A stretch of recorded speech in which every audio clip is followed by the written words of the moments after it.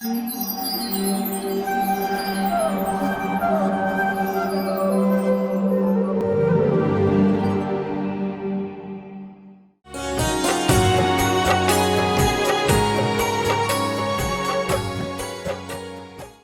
कृष्ण।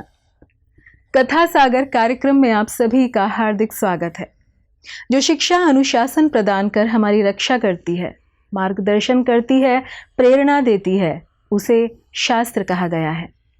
शास्त्र हमारे ऋषियों और मुनियों द्वारा रचित वे ग्रंथ हैं जिनमें मानव जाति के हितार्थ अनेक प्रकार के कर्तव्य बतलाए गए हैं और अनुचित कृत्यों का निषेध किया गया है। इस कार्यक्रम में विभिन्न वक्ता इन्हीं प्राचीन ग्रंथों जैसे रामायण, महाभारत, श्रीमद् भागवतम, भगवत गीता व चैतन्य चरितामृत इत्यादि से हमें जीवन का सार समझाती, हृदय को रोमांचित करती प्रेरणादायक कथाओं से हमारा मार्गदर्शन करेंगे।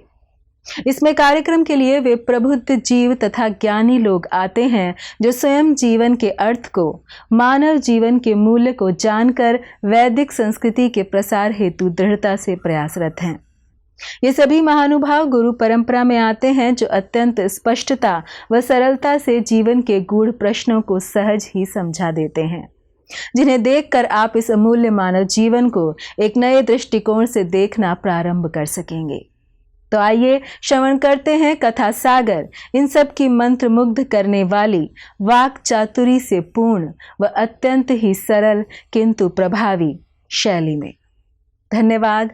हरे कृष्णा।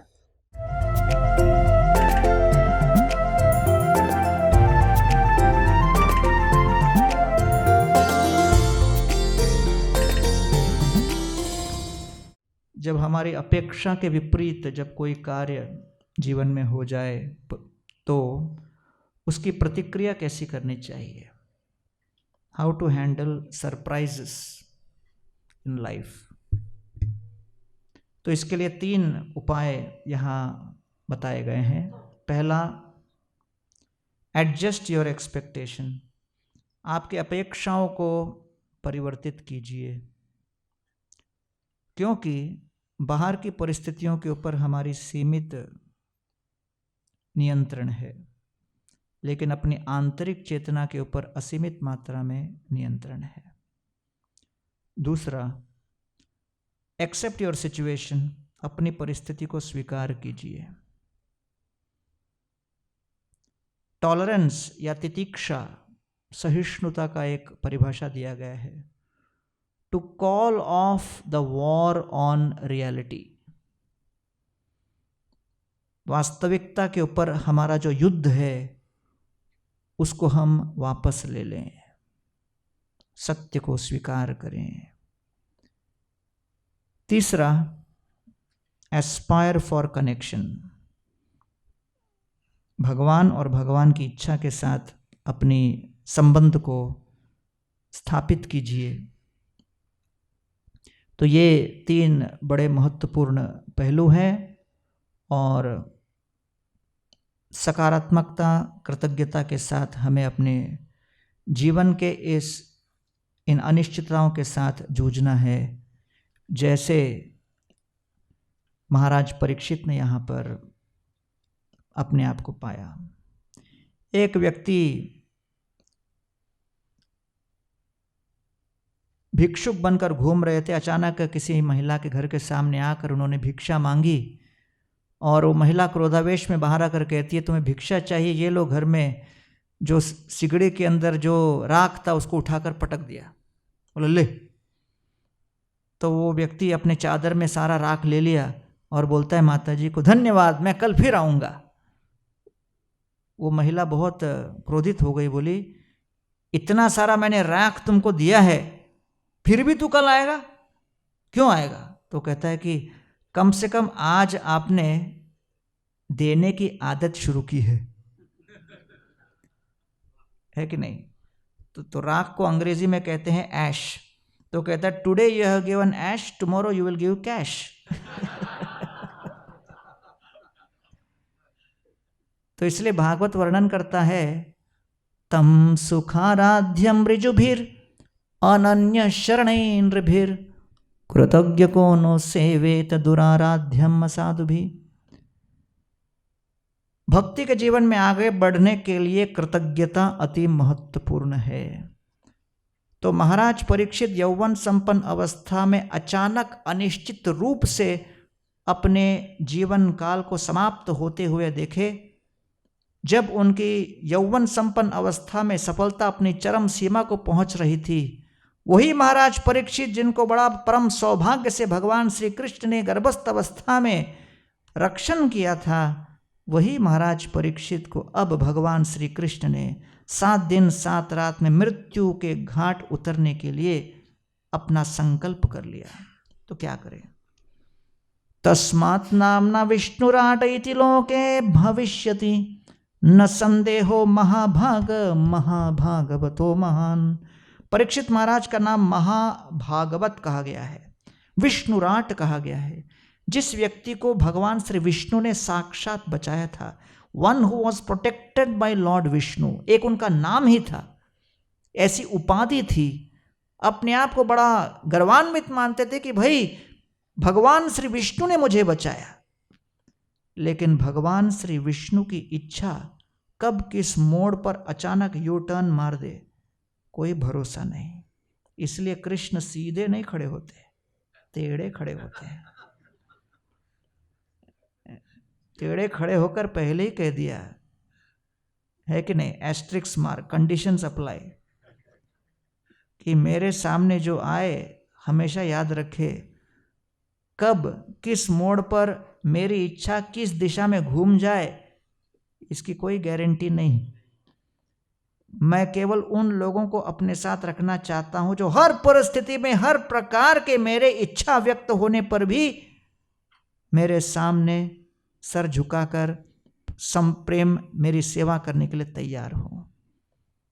ऐसे लोगों की इच्छा शक्ति मेरे इच्छा के साथ नृत्य करते करते पैर में पैर मिलाते हुए थिरकता चला जाए, ऐसे नृत्य को रासलीला कहते हैं। रासलीला केवल पुरुष और स्त्री के कुछ इस भौतिक जगत के कुत्सित अपवित्र फूहड़ नृत्य का नाम नहीं, वो भगवान की इच्छा के साथ साथ जीव की इच्छा के तालमेल के नृत्य को रासलीला कहते हैं। कि हरि की जो इच्छा हो उस इच्छा के साथ हम चलते चले जाएं। ऐसे चाल का नाम है व्रज।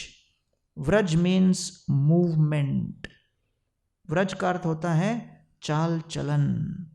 तो व्रज भूमि अर्थात वो भूमि जहां का हर व्यक्ति, नर नारी पुरुष स्त्री पशु पक्षी इत्यादि सभी कृष्ण की इच्छा किस दिशा में जा रही है उस दिशा के साथ साथ चलने के लिए अपनी सहमति देते हैं, वो है ब्रजभूमि। अहो भाग्यम नंद गोप व्रजौकसाम यनमित्रम परमानंदम पूर्ण ब्रह्म सनातनम। अहो परम सौभाग्य ब्रजवासियों का कि भगवान श्री कृष्ण जो कि 33 कोटि देवता के द्वारा वंदित पूजित जाते हैं, वो ब्रजवासियों के साथ इस प्रकार लीला क्रीड़ा आदान प्रदान करते हैं मानो वो परिवार के एक स्वजन हो। ये भगवान श्री कृष्ण अब परीक्षित महाराज के पूजनीय आराध्य देव हैं और वो इस अभिश्राप के पीछे भगवान श्री कृष्ण के मंद मंद मुस्कुराते हुए मुख को देख रहे हैं परीक्षित। और अब द्वितीय स्कंद में ये वर्णन आ रहा है। हमने आज सुबह चर्चा की तो जो तस्मात् भारत सर्वात्मा के आगे अष्टांग योग का जो स्लाइड है उस पे जाइए। तो विभिन्न प्रकार के वहाँ पर योगीगण उपस्थित थे। शुकदेव गोस्वामी तुरंत भक्ति का मार्ग नहीं बतलाना चाह रहे थे, तो पहले उन्होंने अष्टांग योग का मार्ग बताया। दूसरा विराट रूप धारणाश्रय जो कि आसक्त योगी के लिए मार्ग है वो बतलाया। फिर निरासक्त योगी के लिए परमात्मा स्वरूप बताया। और फिर कहा कि भाई ये सब मन को स्थिर करके भगवान में आविष्ट करने के लिए विभिन्न मार्ग हैं, लेकिन ब्रह्मा जी ने भी समस्त वेद शास्त्र वांग्मय इत्यादि का संकलन करने के पश्चात विश्लेषण करके इस निष्कर्ष पर आए, नहीं अतोन्यः शिवः पंथा, बोलिए, विशत संसृतौ इह वासुदेवे भगवती भक्ति योगो भवतो भवेत्। समस्त मार्गों में भक्ति योग से सुलभ सुगम आनंदमयी मार्ग दूसरा कोई नहीं। तो फिर प्रश्न उठता है, भक्ति क्या है? कहते हैं, तस्मात् सर्वात्मना राजन हरिः सर्वत्र सर्वदा श्रोतव्य कीर्तितव्यश्च स्मर्तव्यो भगवान् नृणाम्। भगवान का श्रवण, भगवान के कीर्तन और भगवान का स्मरण, ये भक्ति का एक अभिन्न अंग बनता है। और जो भक्ति मार्ग में भाग ले उसके लिए क्या लाभ है? पिबन्ति ये भागवत आत्मनः सताम् कथामृतं श्रवणपुटेषु संभृतम् पुनन्ति ते विषयविदूषताशयाम् व्रजन्ति तच्चरणसरोरुहान्तिकम्। हरि कथा के श्रवण करने मात्र से हृदय चित्तवृत्ति शुद्ध होती है और ऐसे शुद्ध चित्तवृत्ति के साथ हम भगवान का स्मरण कर पाते हैं। तो इसलिए यहाँ कहा गया pollution, purification of the polluted aim of life. तो भागवत क्या है? जैसे जल को शुद्ध करने के लिए फिल्टर आता है, यूवी और अलग अलग प्रकार का फिल्टर, वो जल को प्यूरिफाई करता है। तो ये श्रीमद् भागवत क्या है? ये हमारी इच्छाओं को सिद्ध करने वाला फिल्टर है। This purifies our desires. इसलिए ये भागवत के श्रवण करने मात्र से हमारे हृदय की इच्छाएं शुद्ध होने लगती हैं। आगे कहते हैं, दूसरा मार्ग है देवताओं की पूजा, कम बुद्धिमान लोगों के लिए जो अभी तक समझे नहीं कि देवता भगवान के ही नित्य दास हैं। और फिर आगे कहते हैं, चाहे कोई भी व्यक्ति क्यों न हो, अकाम सर्व कामेवा अकाम सर्व कामो वा मोक्ष काम उदारधि तीव्रेण भक्ति योगेन यजेत पुरुषं परम। तो चाहे कोई इच्छा हो न इच्छा हो, हर प्रकार की इच्छा हो, जो भगवान श्री कृष्ण की पूजा सेवा करेगा उसके हृदय का शुद्धिकरण होगा और हर प्रकार की इच्छाओं की भी पूर्ति होगी। तीव्रेण भक्ति योगेन यजेत पुरुषम परम। तो इसमें मुख्य शब्द है तीव्र। तीव्रता के साथ हमें भक्ति करनी चाहिए और तीव्रता के साथ जो भक्ति करेगा वो अपने हृदय को शुद्ध पाएगा। आगे कहते हैं कि 2:3-20 तो सारे ऋषिगण नैमिषारण्य के सूत गोस्वामी से इन कथाओं को और सुनने के लिए आतुर थे। और तब शौनक ऋषि मनुष्य जीवन प्राप्त करके भी भगवान श्री कृष्ण की लीलाओं के प्रति जो उदासीनता व्यक्त करता है, उनकी आलोचना करते हुए कई श्लोकों का वर्णन करते हैं कि अगर मनुष्य जीवन प्राप्त करने के बाद भी सत्संग न किया और श्रवण कीर्तन न किया तो न लाभ। बिले बटोरुक्रम विक्रमान्ये 2:3-20 क्या है? बिले बटोरुक्रम विक्रमान्ये न शृण्वतां कर्णपुटे नरस्य जिह्वा सती दार्दुरिके वसुता न चोपगायतुर्गाय गाथा। अगर हमें श्रवण करने के लिए कर्ण दिए गए हैं, उससे अगर हम हरिकथा का श्रवण न करें, जिह्वा प्रदान की है, उस जिह्वा से भगवान की कथाओं का हम कीर्तन न करें, स्तुति न करें, तो फिर ये कर्ण जैसे सर्प के बिल हो उसकी भांति, और ये जिह्वा मेंढक की जिह्वा की भांति, इस प्रकार इसकी आलोचना की गई है। तो इस जगत में हर व्यक्ति अहंकारवश अपने विषय में सुनना चाहता है और भगवान की स्तुति उसे सहन नहीं होती और भगवान की कथाओं को सुनकर उदासीनता आ जाती है। इसलिए यहाँ पर कह रहे हैं कि परीक्षित महाराज, आप मृत्यु को प्राप्त हो गए लेकिन फिर भी श्रवण करने के लिए आप इतने आतुर हो, ये आपकी महानता है। तुकाराम महाराज बहुत कथा किया करते थे, रात्रि के समय कथा आरंभ करते, रात्रि भर कथा करते रहते, सुबह प्रातः काल तक। तो लोग बहुत मात्रा में आ जाते थे रात्रि के समय, लेकिन धीरे धीरे उठ के चले जाते। तो एक दिन सुबह जब तुकाराम महाराज आंखें बंद करके कथा करते हुए आंखें खोले, देखे कि एक ही व्यक्ति बैठा हुआ है। यूजुअली तो कोई भी नहीं बैठता था। एक व्यक्ति को बैठा देख के बड़े प्रसन्न हो गए, बोले कम से कम एक व्यक्ति तो मिला जो कथा सुनने के लिए आतुर है। तो बोले महान है आप, और आपके श्रवण करने की क्षमता और आपके श्रवण करने की इच्छा को मैं बहुत प्रशंसा करता हूँ। बताइए आपने इस तरह की आतुरता कहाँ से जागृत की? तो वो व्यक्ति कहता है कि नहीं, मैं तो पता नहीं कथा में रुचि है नहीं है पता नहीं, लेकिन जिस चादर पर बैठकर आप कथा करें वो चादर मेरी है, वो लेने के लिए बैठा हूं। तो इसलिए कहा गया जब कुंभकर्ण जब मारे गए तो कुंभकर्ण की पत्नी निद्रा देवी रामचंद्र के पास आकर बोले कि प्रभु, अभी कुंभकर्ण मेरे पति का अंत हो गया, अब मैं किसका आश्रय लूं? तो रामचंद्र जी बोले देखिए आपके पति तो चले गए, आपके पति जैसा आश्रय दे सकते थे वो तो दूसरा कोई दे ही नहीं सकता, अब केवल मैं ही आपको आश्रय दे सकता हूं। तो निद्रा देवी बोली तो बताइए आश्रय दीजिए। तो रामचंद्र जी बोले कि भविष्य में जहां पर भी मेरी कथाएं होंगी निद्रा देवी आपको मैं आश्रय दूंगा। तो ये रामचंद्र जी का आशीर्वाद है। इसलिए जैसे ही कथा शुरू होती है निद्रा देवी मंडराने लगती है हाथ में वरमाला लेके,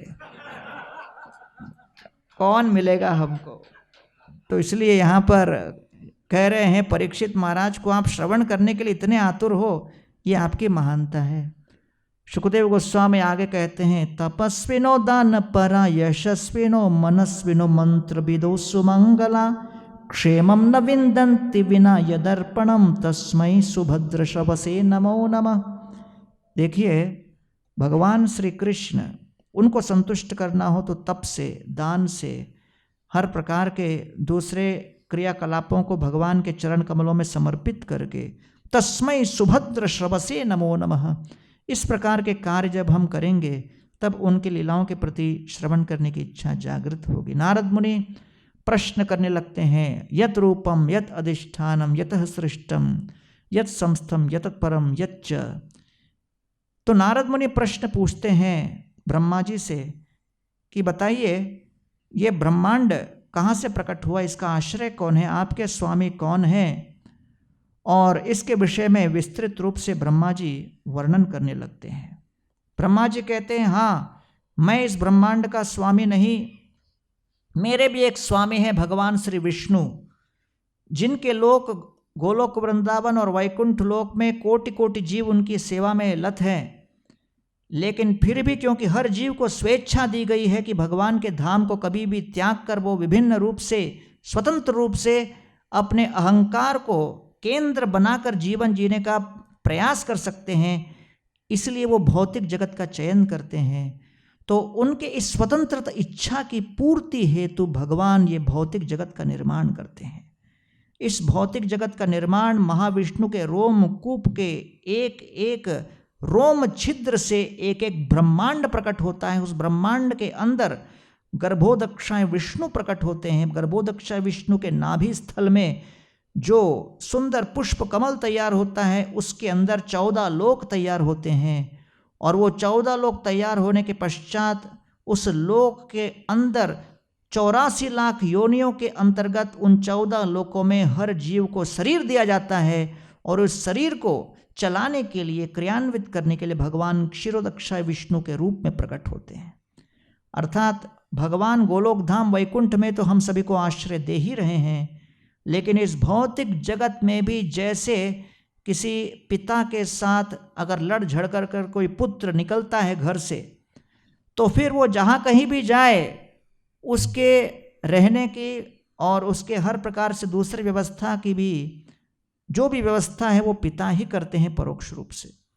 और फिर प्रतीक्षा करते रहते हैं कि कब वो थक कर लौट कर आए और प्रेम से मुझे आलिंगन करे।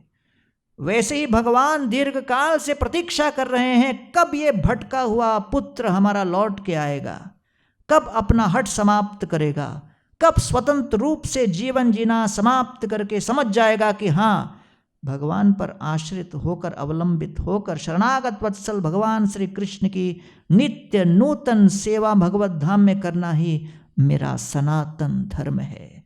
सनातन धर्म कोई राजनैतिक नारा नहीं, ये जीव का हृदय के भीतर सन्निहित नित्य शाश्वत प्राण है। उसको पुनर्जागृत करना सत्संग का मूल कर्तव्य है। इसके लिए भारत में 20 लाख मंदिर बनाए गए हैं, केवल घंटी बजाकर निकलने के लिए नहीं, बूंदी चढ़ाने के लिए नहीं। ये आध्यात्मिक ज्ञान को हमारे हृदय के भीतर प्रज्वलित करने के लिए मंदिर तैयार किए गए हैं। मन के लिए अस्पताल है, मंत्र मन के लिए दवा है। और जब तक हम इन मंदिरों में सत्संग का लाभ लेकर इस आध्यात्मिक ज्ञान को अंतर्हित नहीं करेंगे, तब तक ये मंदिर केवल सामाजिक औपचारिकता मात्र के लिए गढ़ बन के रह जाएंगे। इनका हमारे जीवन में कोई प्रभाव नहीं रहेगा।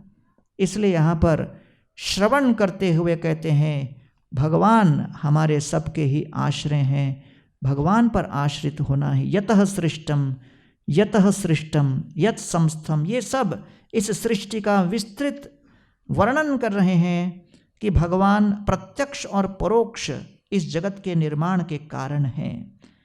और जगत के निर्माण के विषय में विस्तृत जानकारी देने के पश्चात कि कैसे 24 तत्वों का बना हुआ पंच महाभूत पृथ्वी जल अग्नि वायु आकाश, मन बुद्धि अहंकार, उसके पश्चात 5 ज्ञानेंद्रियां, 5 कर्मेंद्रियां और फिर 5 इंद्रिय विषय 23 और फिर 24वां हमारी आत्मा। ज्ञानेंद्रिया मतलब हमारे eye ear nose tongue sense of touch, और फिर कर्मेंद्रियां अर्थात hand leg genital anus and voice, तो 5 5 ये 10 हो गए। और फिर 5 पंच महाभूत और फिर 5 तन्मात्रा, शब्द स्पर्श रूप रस गंध, फॉर्म टेस्ट साउंड, है कि नहीं, शब्द स्पर्श रूप रस गंध, ये 5 20 और 3 मन बुद्धि अहंकार 23 और 24वां आत्मा या चेतना। ये 24 तत्वों का ये पूरा भौतिक जगत बनाया हुआ है, ये जेल बना हुआ है। इसके अंदर अहंकार के माध्यम से हम लोग स्थित हैं। और इसलिए शुकदेव गोस्वामी भगवान को प्रणाम करते हुए भागवत सुनाने से पूर्व कहते हैं भूतैर महद्भिर य इमा पुरो विभु निर्मायशेते यदमोषु पुरुत भुंक्तेर्गुणान् षोडश षोडशात्मकं सोह अलंकृशिष्टा भगवान वचांसी में। हे प्रभो, महाराज परीक्षित को मुक्त करना मेरा कर्तव्य है। महाराज परीक्षित यहाँ पेशेंट के रूप में मेरे सामने है और मैं डॉक्टर हूँ, तो मेरा कर्तव्य बनता है कि मैं इनको मुक्त करूँ। लेकिन मैं कैसे मुक्त करूँ, मैं खुद फंसा हुआ हूँ।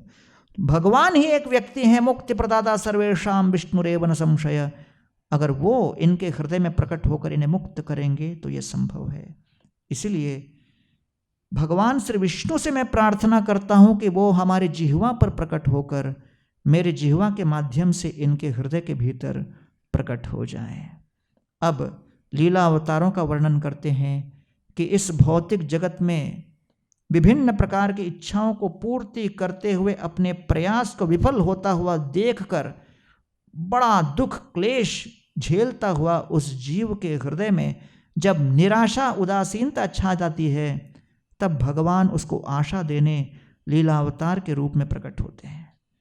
तो विभिन्न प्रकार के भगवान के लीलावतार हैं। इसके लिए भगवान गीता में क्या कहते हैं? परित्राणाय साधूनां विनाशाय च धर्म संस्थापनार्थाय संभवामि युगे युगे। तो तब वो ये वर्णन करते हैं कि कैसे इन लीलाओं को प्रकट करने भगवान प्रकट होते हैं।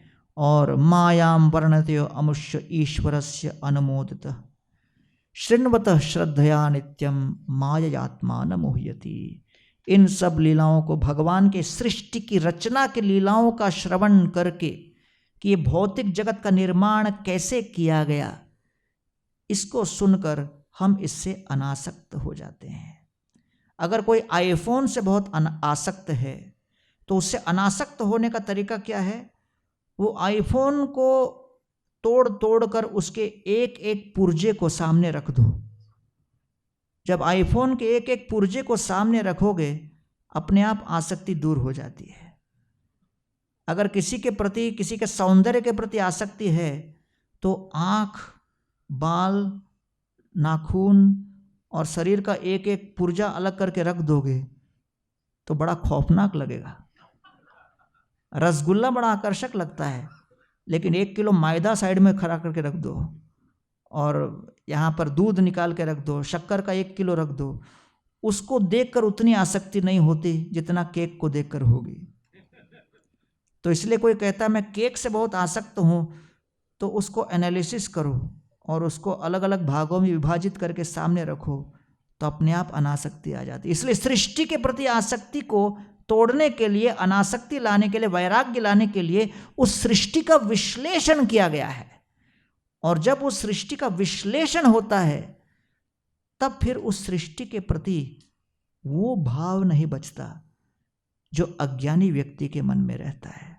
तो इसलिए परीक्षित महाराज प्रश्न पूछते हैं कि ये आत्मा शरीर कैसे धारण करती है, भगवान मानव रूप में कैसे प्रकट होते हैं, विष्णु, देवता इत्यादि कैसे प्रकट होते हैं, वैदिक वाङ्मय और उनका मूल लक्ष्य क्या है, शरीर और आत्मा के बीच संबंध किस तरह स्थापित हो सकता है, इत्यादि इत्यादि इत्यादि। तो यही श्रीमद् भागवत या तो 4 श्लोकों में या 40 करोड़ श्लोकों में पूरा किया जा सकता है। तो अब ब्रह्मा जी सर्वप्रथम जब प्रकट होते हैं तो नाभि कमल में प्रकट होने के पश्चात चारों तरफ अंधकार देखते हैं और उस अंधकार में भयभीत होकर केवल एक बात सुनते हैं, तप तप तप, और तब तपस्या करना आरंभ करते हैं। तपस्या के अंत में भगवान विष्णु प्रकट होते हैं, भगवान को देखकर उनकी वो स्तुतियाँ करने लगते हैं और तब उनके मन में प्रश्न उठता है और उस प्रश्न के उत्तर में भगवान उनको चतुश्लोकी सुनाते हैं।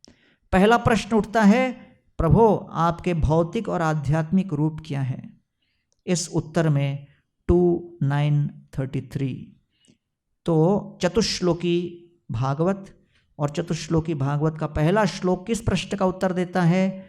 भगवान के भौतिक और आध्यात्मिक रूप क्या हैं? अहम एवासमेवाग्रे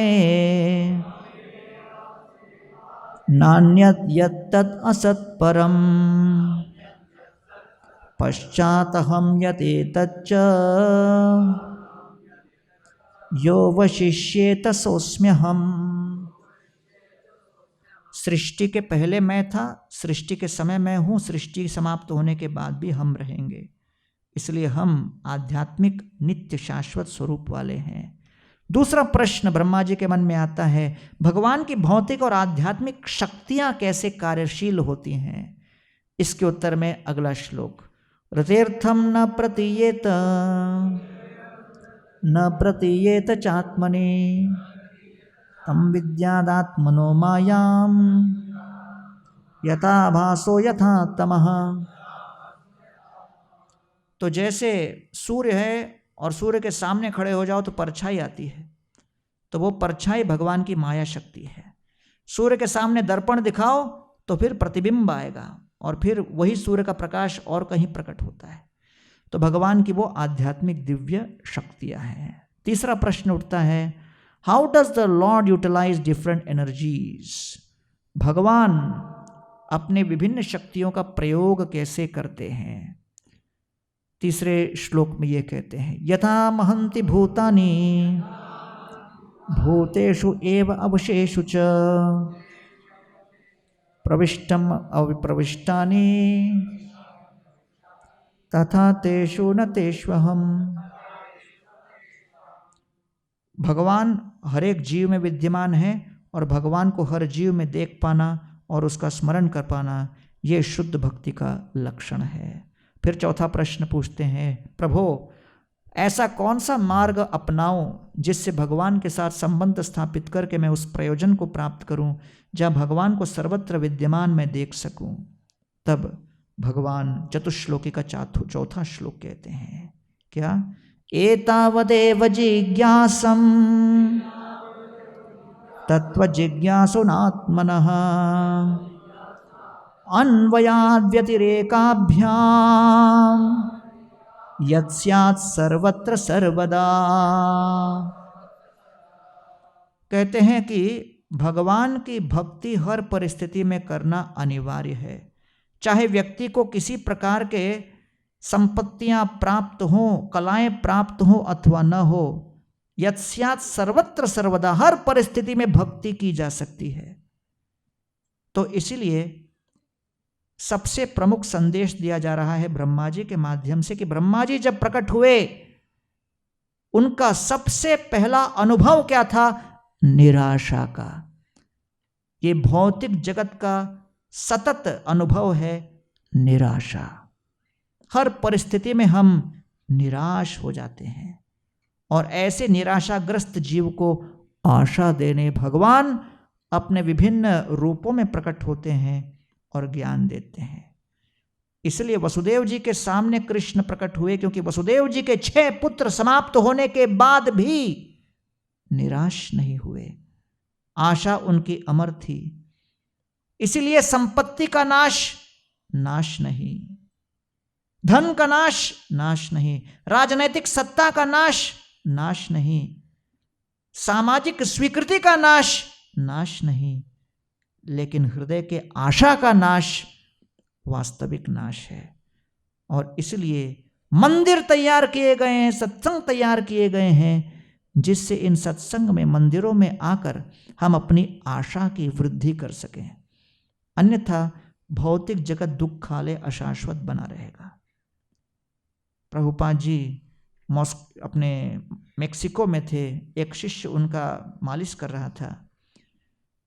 वहाँ पर बहुत सारे मच्छर उसको काट रहे थे, वो बड़ा परेशान था।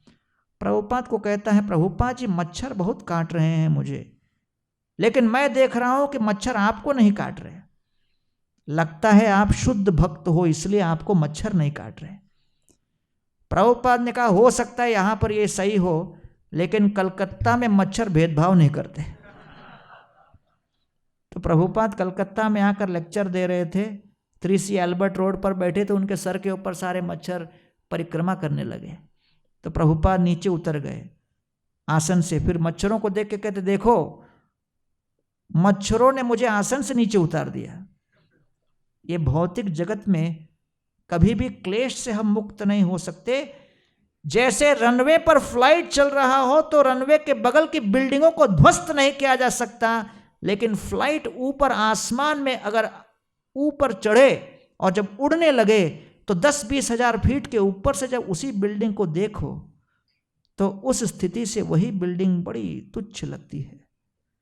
उसी प्रकार हमारे जीवन की समस्याओं का आकार कम नहीं होगा, लेकिन हमारे जीवन की समस्याओं से हमें एक दूसरे दृष्टि को प्राप्त करना है, और उस दूरदर्शिता के साथ जब हम उसी परिस्थिति को देखेंगे हमें वही परिस्थिति आशाजनक लगेगी। इसीलिए भागवत हमको क्या सिखा रहा है?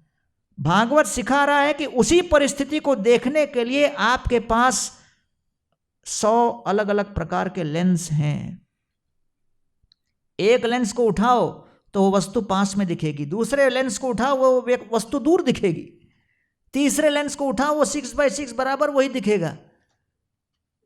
तो इसलिए ये श्रीमद् भागवत का ज्ञान हमें ये सिखलाता है कि किस परिस्थिति में हम कौन सा लेंस उठाएं जिससे हम उस परिस्थिति को सहन कर पाए। बुक डिस्ट्रीब्यूशन कर रहा था लोकल ट्रेन में, बम्बई के लोकल ट्रेन में बुक डिस्ट्रीब्यूशन का मजा ही कुछ और है। चारों तरफ से धक्का खाते हुए, है ना। अमेरिका के MIT कॉलेज में एक प्रोफेसर ने मेरे को पूछा, इतना आप लोग बम्बई के लोकल ट्रेन में धक्का खाते हो, मिलता क्या है तुमको? मैंने कहा सर फ्री मसाज। तो मैंने किसी को भगवत गीता दिखाया, वो सज्जन मुझे देख के कहते, अरे मेरे पिताजी के पास पहले गीता है, दादाजी के पास एक और गीता, मुझे नहीं चाहिए। तो मैंने कहा कोई बात नहीं, मैं मुस्कुरा के उनको मंदिर का एड्रेस दिया, प्रसाद दे के आगे निकल गया। कुछ समय के पश्चात दूसरे बोगी में वो लड़का पीछे पीछे आ गया और मुझे कहता है गीता चाहिए। अरे मैंने कहा यार अभी तो तुझे गीता दिखाई थी, कहा था पिताजी के पास है, दादाजी के पास है, तीसरी गीता क्यों चाहिए? वो कहता है क्या करे, पिछले 3 महीने से घर पर, ऑफिस में, बॉस, सब जगह सभी लोग मुझे डांट ही रहे हैं, फटकार रहे हैं। पिछले 3-4 महीने में आप पहले व्यक्ति हो जो मुझे देख के मुस्कुरा, इसलिए गीता आपसे लेना है। मैंने कहा मालूम होता तो हंसता और पूरा भागवतम दे देता। तो कलयुग में लोग इतने उदास हैं कि जो व्यक्ति मुस्कुराता है कभी कभी उसको अबनॉर्मल माना जाता है। एक हमारा भक्त था, वो बड़ा मुस्कुराता रहता था, सिटी बैंक में काम करता था। उसका बॉस उसको बुला के बोलता है कुछ प्रॉब्लम है क्या तेरा? बोले क्यों, रोज मुस्कुराता रहता है तू, ऐसे कैसे हो सकता है? तो इसलिए यहाँ पर यह वर्णन किया गया है कि ब्रह्मा जी जब से प्रकट हुए तब से जगत में समस्याएं हैं। तो ये सोच के आप लोग कथा में मत आओ कि यहां से निकलूंगा प्रॉब्लम सॉल्व हो जाएगा, सब निपट जाएगा, सब कुछ ठीक हो जाएगा, नहीं। तो इसलिए यहां पर आगे वर्णन आ रहा है कि ये 10 टॉपिक्स हैं श्रीमद् भागवत के। अत्र सर्ग विसर्गश्च स्थानं पोषणमोते मन्वन्तरेशानुगता निरोध मुक्तिराश्रय दशमश्च विशुद्धर्थं नवानामिह लक्षणं वर्णयन्ति आत्मान श्रुतेन अर्थेन अंजसा। ये 10 टॉपिक्स है, बड़ा विस्तारित रूप से इसको हम कभी वर्णन करेंगे, आपको तो केवल एक झलक हम दे रहे हैं। और ये 10 टॉपिक में सर्ग आता है क्रिएशन, विसर्ग सब क्रिएशन ब्रह्मा जी के द्वारा किस तरह तैयार किया जाता है, निर्माण किया जाता है। फिर उसके बाद स्थानम अर्थात 14 लोक में अलग अलग जीव कैसे रहते हैं। बम्बई में धारावी में भी रह सकते हो, मलाबार हिल में भी रह सकते हो, तो किस प्रकार के सामर्थ्यानुसार, उसी प्रकार 14 लोक में भी हमारे कर्मानुसार हमें स्थान दिया जाता है, तो उसको कहते हैं स्थानम। पोषणम अर्थात भगवान अपने भक्तों का संरक्षण विशेष रूप से करते हैं। ऊतयः, ऊतयः अर्थात शुभ अशुभ इच्छा, 7वां स्कंद। हिरण्यकशिपु अशुभ इच्छा, प्रहलाद शुभ इच्छा, पॉजिटिव नेगेटिव डिजायर्स, उस इच्छा के अनुसार हमारी गति प्राप्त होती है।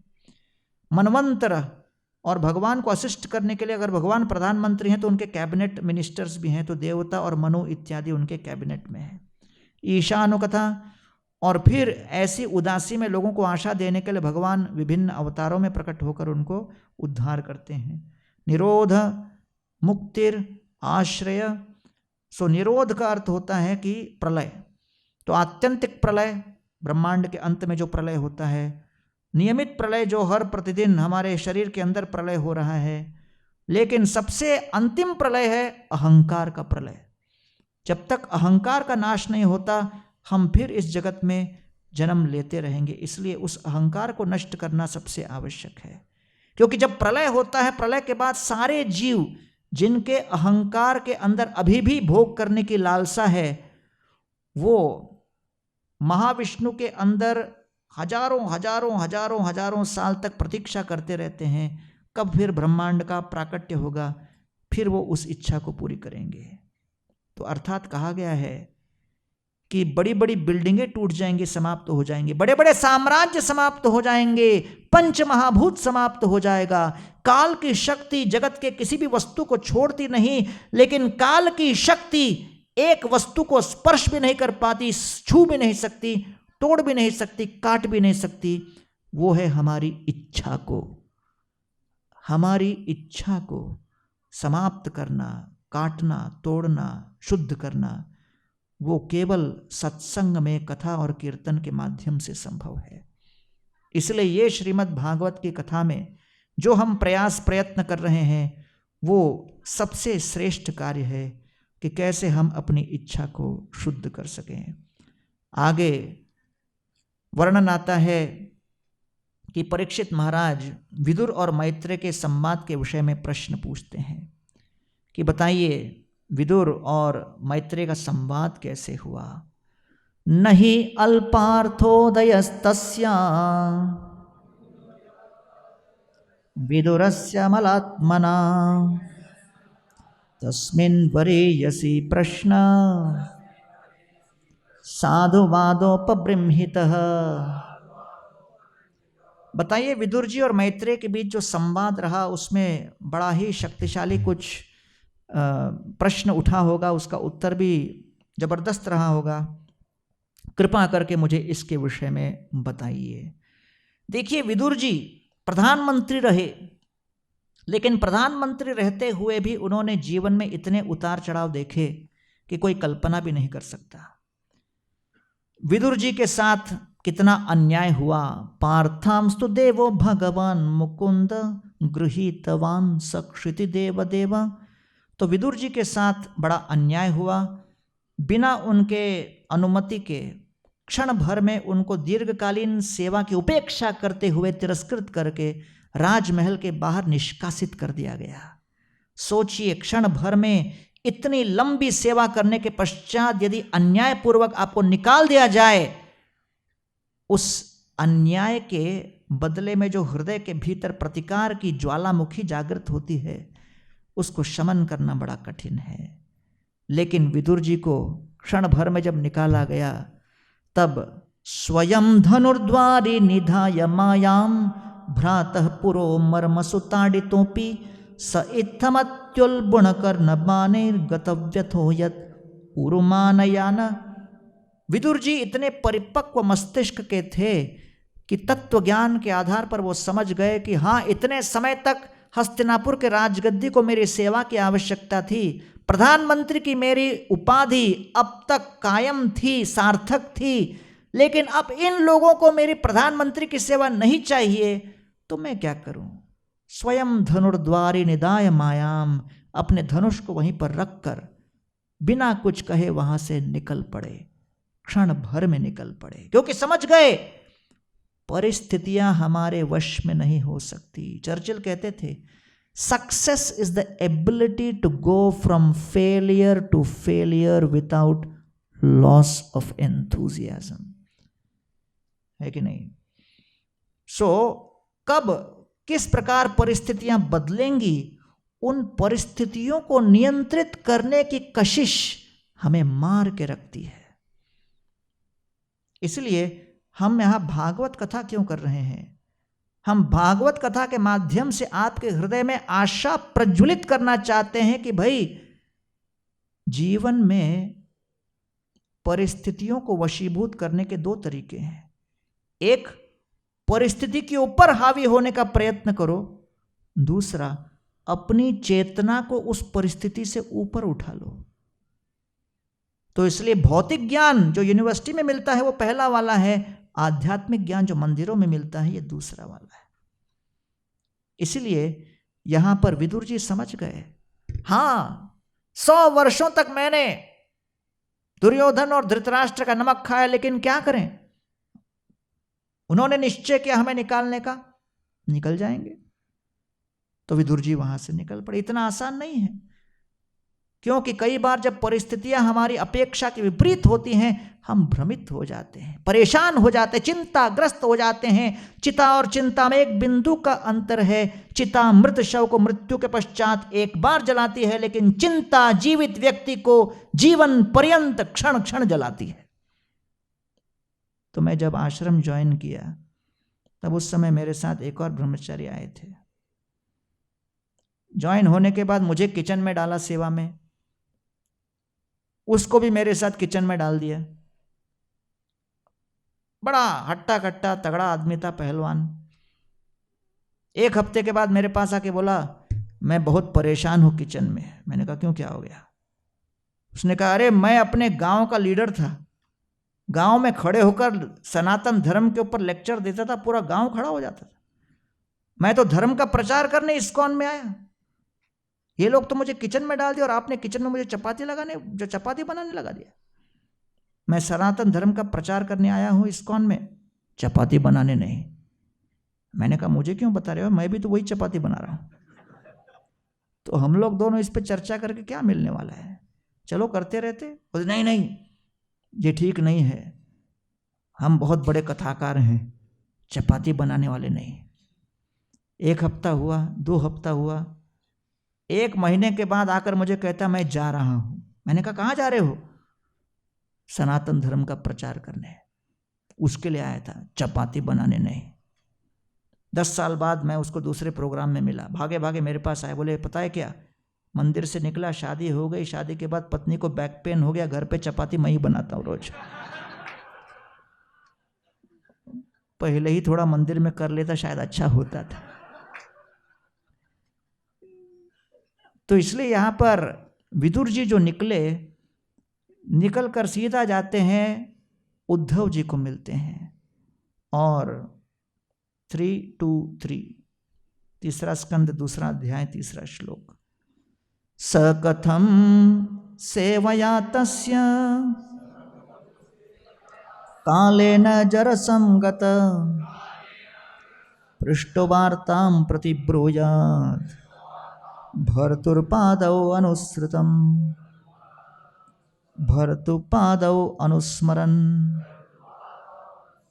तो विदुर जी बड़े प्रेम से भगवान श्री कृष्ण का कथा सुनने गए। उद्धव जी निरंतर बस वृद्धावस्था में भी भगवान श्री कृष्ण का ही मनन कर रहे हैं, चिंतन कर रहे हैं, और उनके हृदय में दूसरी कोई भावना नहीं। 4था श्लोक। स मुहूर्तम अभूतोष्णीम कृष्णांग्री सुधया भृशम तीव्रेण भक्ति योगेन निमग्न साधु निर्वृतः।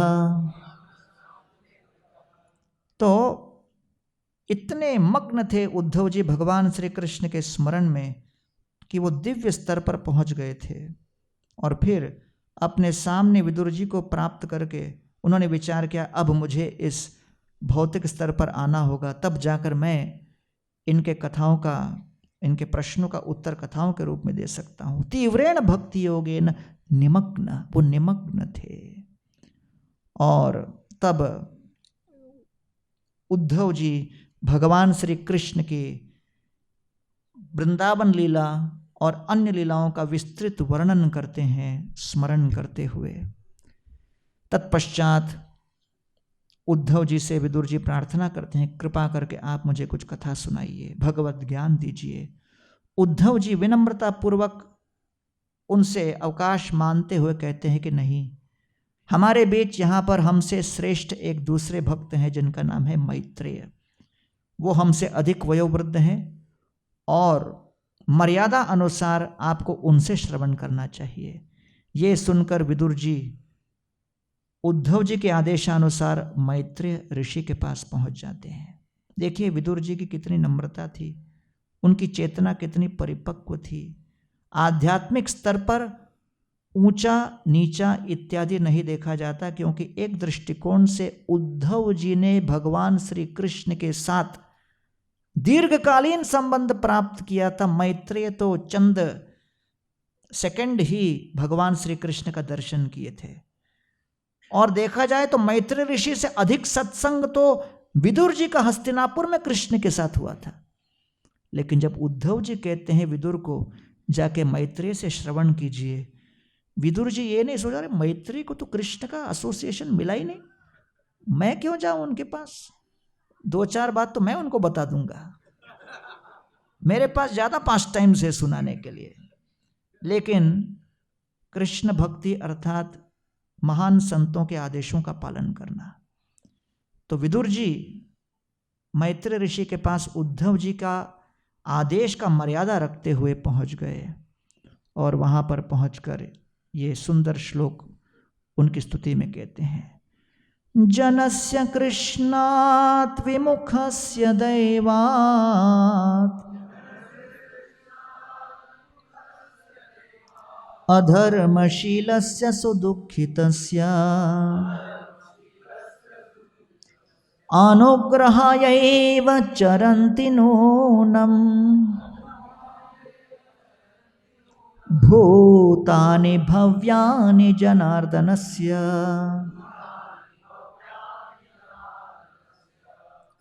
किसी भी जीवन की घटना को सहन करने के 3 तरीके होते हैं।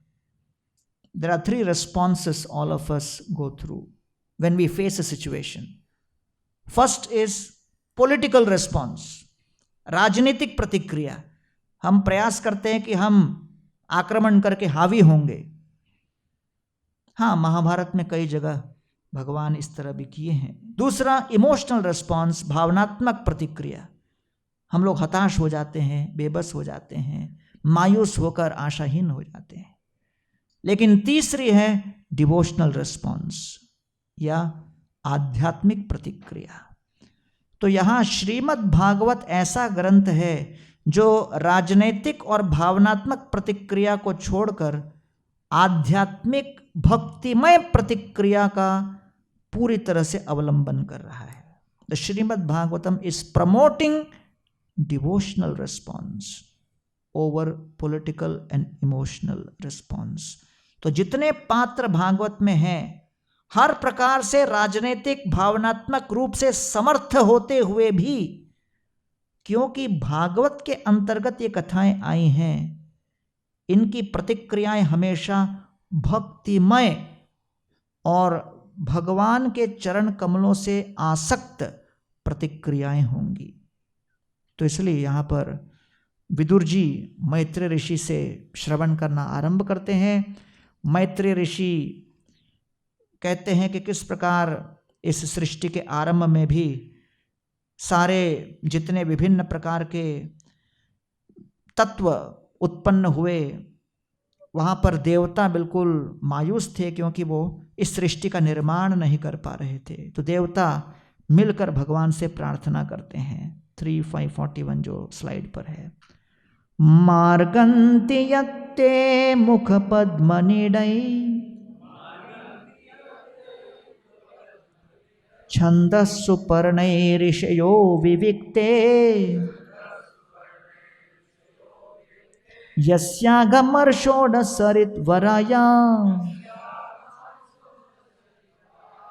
पदं पदं तीर्थपद प्रपन्ना।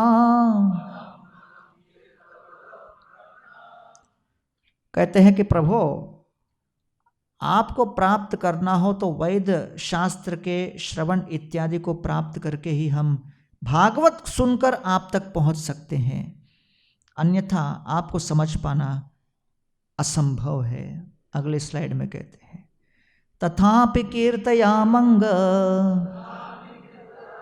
यथा मति यथा श्रुतम कीर्तिम हरेर्स्वाम सत्कर्तुम गिरम अन्याभिधा सती।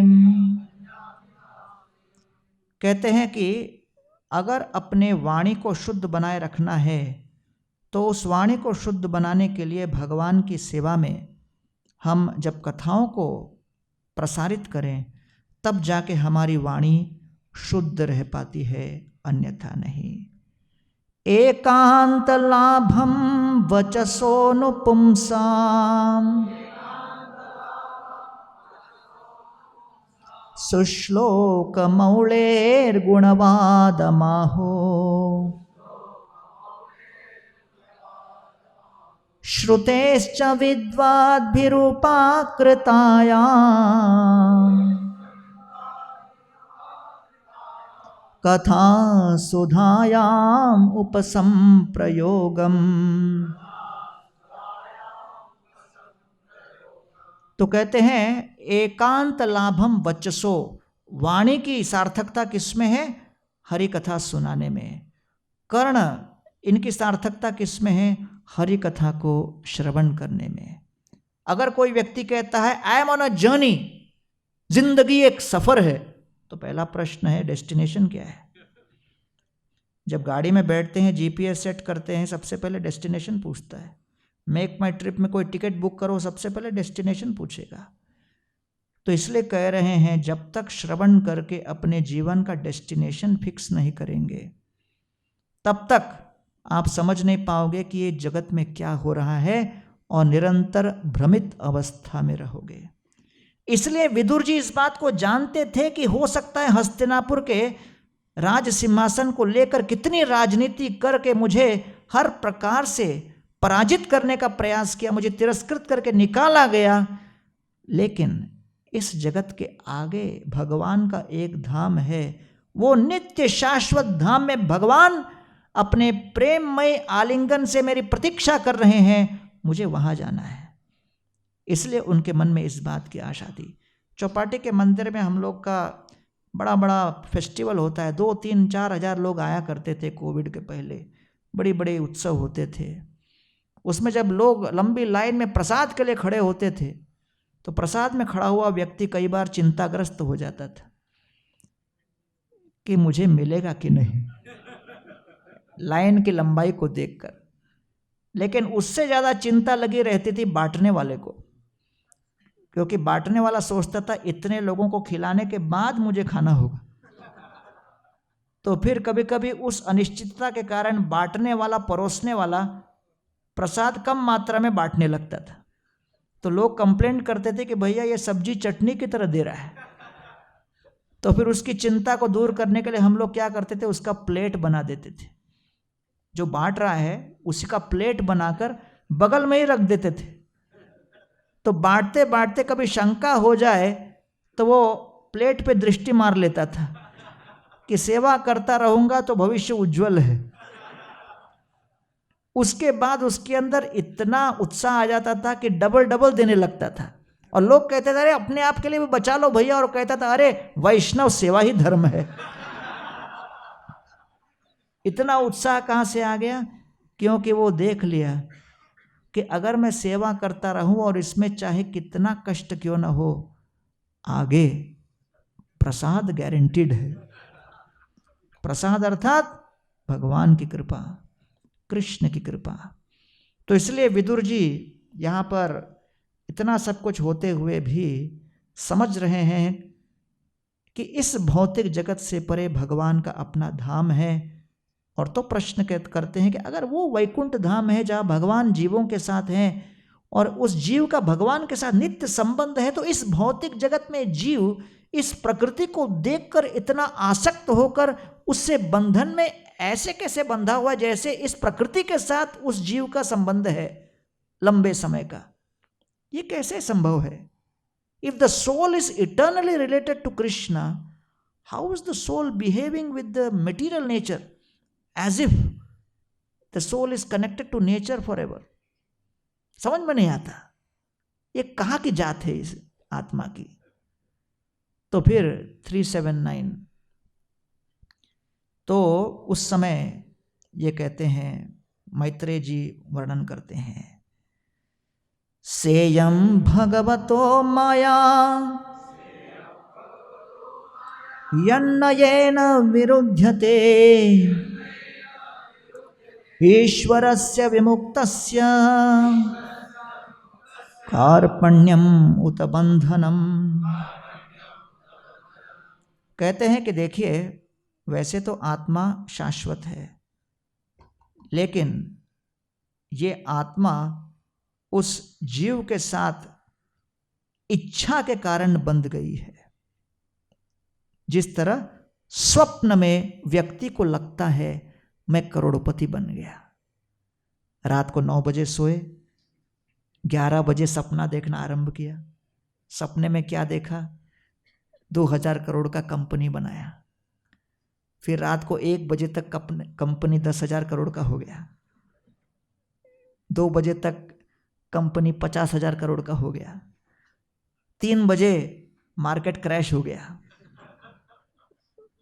और फिर 4 बजे जब नींद खुलती है तब लगता है कि 2000 का कर्जा हो गया। रोते हुए आदमी उठता है, अरे कर्जा हो गया, कर्जा हो गया। क्या हो गया यार? 2000 करोड़ का कर्जा हो गया। अच्छा, कहाँ हुआ? सपने में। कमाया किसमें, गंवाया किसमें? फिर भी लोग इतने परेशान रहते हैं। तो इसलिए मैत्रेय ऋषि कहते हैं, अरे सपने में जो कमाया और सपने में गंवाया, क्यों रोते हो? है कि नहीं? तो इसलिए कथा में सुनते समय बड़ा उत्साह आ जाता है, हाँ सही बात है, लेकिन वापस निकलकर जब पूरी दुनिया सपना देखती रहती है तो उसको देख के सच लगने लगता है। तो आगे कहते हैं, हाँ 3-7-11, यथा जले चंद्रमस कंपादिस्तत्कृतो गुणः दृश्यते असन अपि दृष्टो आत्मनो अनात्मनो गुणः। देखिए, जल के अंदर चंद्रमा का जब प्रतिबिंब आता है, चंद्रमा के अंदर क्या है? प्रकाश। जल क्या है? रात्रि के समय जल अंधकारमय, पूरा काला, लेकिन रात्रि के समय जल चमकने लगता है और चंद्रमा स्थिर है, लेकिन जल के अंदर चंद्रमा का प्रतिबिंब थिरकने लगता है, अस्थिर हो जाता है। तो क्या हो रहा है? चंद्रमा और जल ने अपने गुणों को एक्सचेंज कर लिया। चंद्रमा ने अपना थोड़ा प्रकाश जल को लोन में दे दिया, जल ने अपना थोड़ा थिरकने वाला जो क्वालिटी है वो चंद्रमा को दे दिया। तो चंद्रमा का प्रतिबिंब थिरकने लगता है और जल प्रकाशमान लगने लगता है। वैसे आत्मा आनंदमय है, इसलिए जब रसगुल्ला खाते हैं बड़ा आनंद आता है। क्यों? वो थोड़ा सा आनंद का जो भाव है शरीर को लोन में दे दिया। और शरीर क्या है? नश्वर है, भय है मृत्यु का, वो थोड़ा आत्मा को दे दिया। तो डर लगता है, अरे कोविड आ रहा है, कोविड आ रहा है, क्या होगा अगला। तो आत्मा नित्य शाश्वत है, लेकिन शरीर का जो भय का गुण है आत्मा ने थोड़े ले लिया और आत्मा का आनंद का गुण शरीर ने थोड़ा ले लिया। दोनों का अंदर कोalition गवर्नमेंट चल रहा है। बड़ा अनस्टेबल है ये गवर्नमेंट और कभी भी गिर सकता है, इसलिए निरंतर चिंताजनक हम लोग घूमते रहते हैं। इसलिए यहाँ पर ये बात को कह रहे हैं 3-7-12 नेक्स्ट। सवै निवृत्त धर्मेण वासुदेवानुकंपया भगवद भक्ति योग्येन तिरोधत्तै शनैर इह। कहते हैं तत्वज्ञान सुनने में आसान लगता है, लेकिन आत्मा को इस शरीर के जकड़ से निकालने के लिए वासुदेव की अनुकंपावश भगवत भक्ति के माध्यम से आप इसे कर पाओगे। क्योंकि डॉक्टर के पास जाओगे, डॉक्टर कहेगा बुखार है, ये है, वो है, ये दवाई लो। इसको थियोरेटिकल समझा है, बुखार कम करने के लिए दवा लेनी पड़ेगी। उसी प्रकार इस भौतिक आसक्ति के बुखार को कम करने के लिए भगवत भक्ति की दवा लेनी पड़ती है। तिरोधत्ते शनैर इव। अब इसलिए कहते हैं 3:7-14 अशेष संक्लेश शमं विधत्ते गुणानुवादा श्रवणं मुरारे किं वा पुनस्तच्चरणारविन्दम् पराग सेवा रतिरात्मलब्धस। इस असीमित क्लेश से मुक्त होने के लिए ये श्रवण और कीर्तन अति आवश्यक है। विदुर जी बहुत प्रसन्न होकर कहते हैं संचिन्नम संशयो मह्यम तव सुक्तासि ना विभो उभयत्रोपि भगवान मनो में संप्रधावति। जीव, भगवान, प्रकृति, ये तीनों के बीच का समन्वय मैं भली भांति समझ रहा हूँ। ये सारा खेल ये तीन के बीच का है, जीव, भगवान और ये प्रकृति। ये तीनों के बीच जो चल रहा है गेम, यही है पूरा संसार। और सारे शास्त्र इसी को लेके चर्चा में लगे हुए हैं। इसलिए आगे विदुर जी प्रश्न पूछते हैं, बताइए ब्रह्मांड के अलग अलग विभिन्न जितने योनियां हैं उनके बारे में, अवतारों के बारे में, वर्णाश्रम के बारे में, धर्म अर्थ काम मोक्ष के बारे में, भगवान को कैसे संतुष्ट करना है इसके विषय में। तब मैत्री ऋषि कहते हैं हाँ अब मैं श्रीमद् भागवत सुनाऊंगा। सोहम नृणाम क्षुल्ल सुखाय दुखम महद्गतानां विरमाय तस्य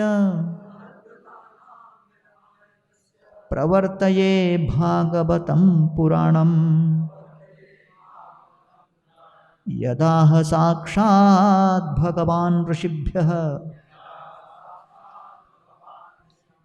तो कहते हैं जो हमने संख्यायन ऋषि से सुना, हाँ तो संकर्षण से सुना, वो सनत कुमारों को सुनाया गया, संख्यायन मुनि ने पराशर मुनि को सुनाया और उनसे मैत्री ऋषि कहते हमने सुना, वही श्रीमद् भागवत हम आपको सुनाएंगे। फिर आगे चलकर फिर सृष्टि और सृष्टि में ब्रह्मा जी और 10 प्रकार के सृष्टियों का वर्णन और इस संपूर्ण सृष्टि में काल का प्रभाव, जैसे मैंने कहा 5 तत्व हैं भगवद गीता के विषय, ईश्वर, जीव, प्रकृति। अब जीव और प्रकृति जब एक दूसरे के साथ जूझते हैं तो उसमें 2 और तत्व आ जाते हैं, काल और कर्म। तो काल अर्थात टाइम और कर्म अर्थात किस प्रकार के हम कर्म कर रहे हैं। तो ब्रह्मा जी के जो सृष्टि के विषय में वर्णन आ रहा है, ब्रह्मास क्रिएशन।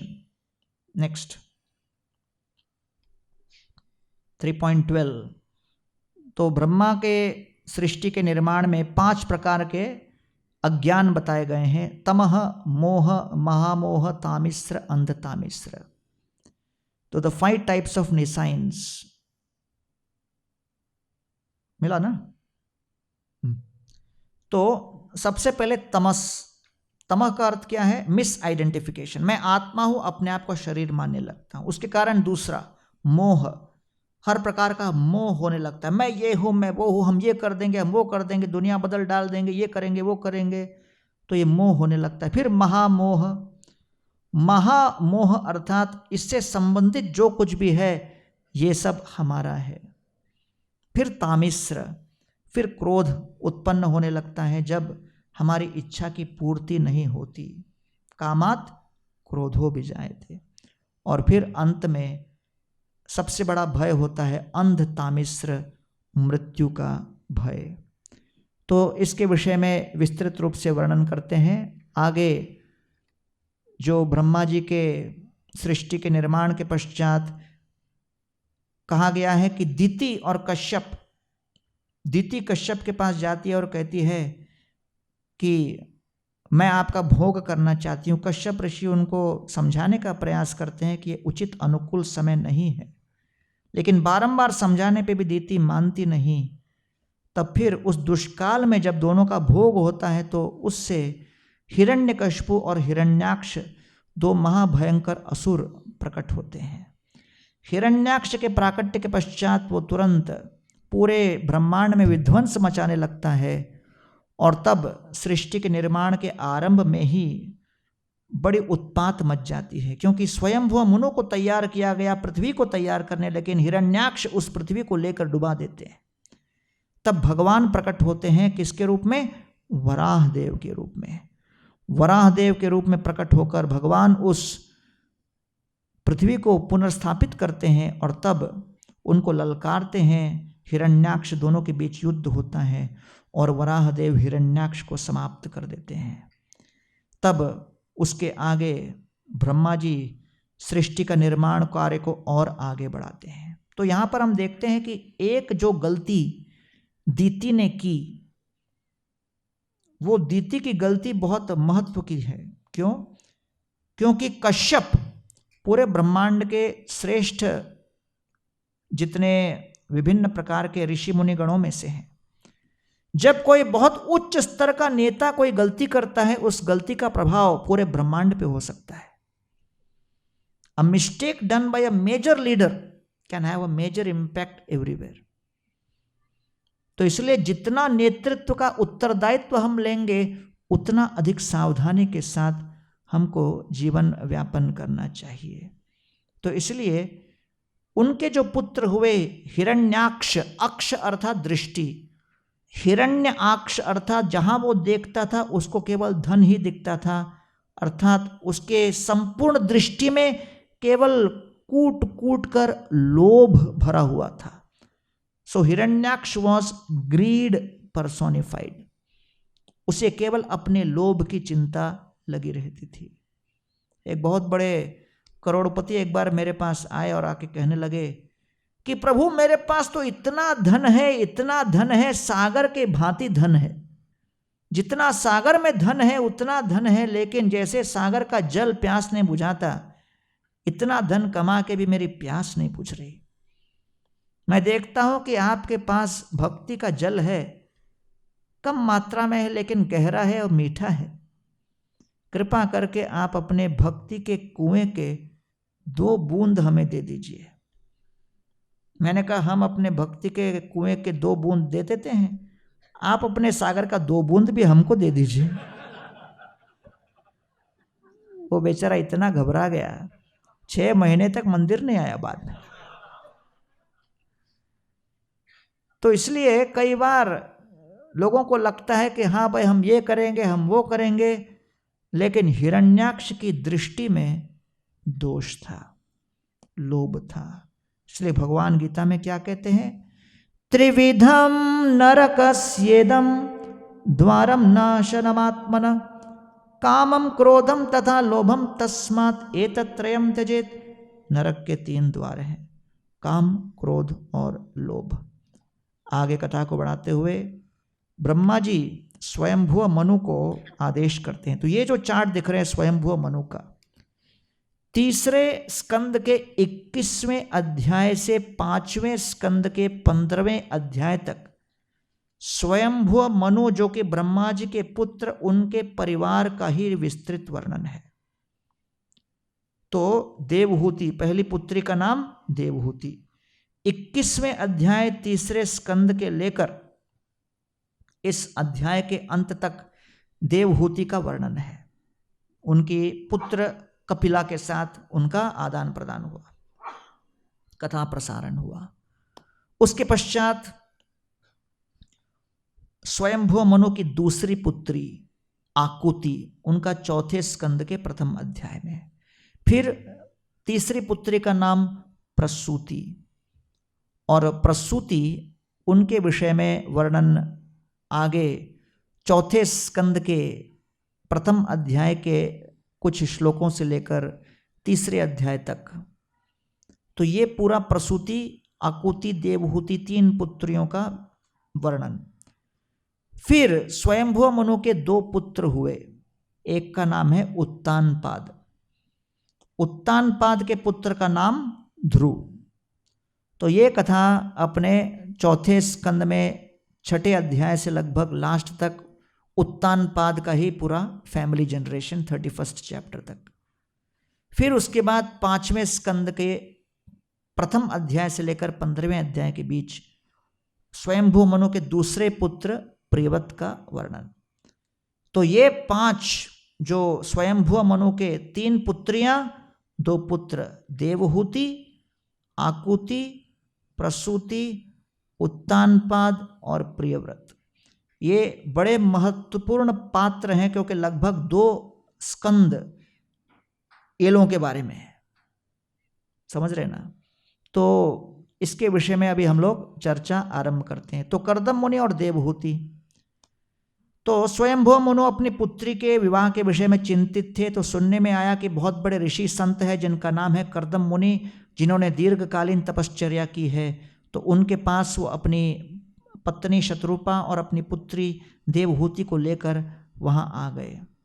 और वहाँ आने के पश्चात उन्होंने उनसे निवेदन किया, मेरी पुत्री से विवाह कर लो।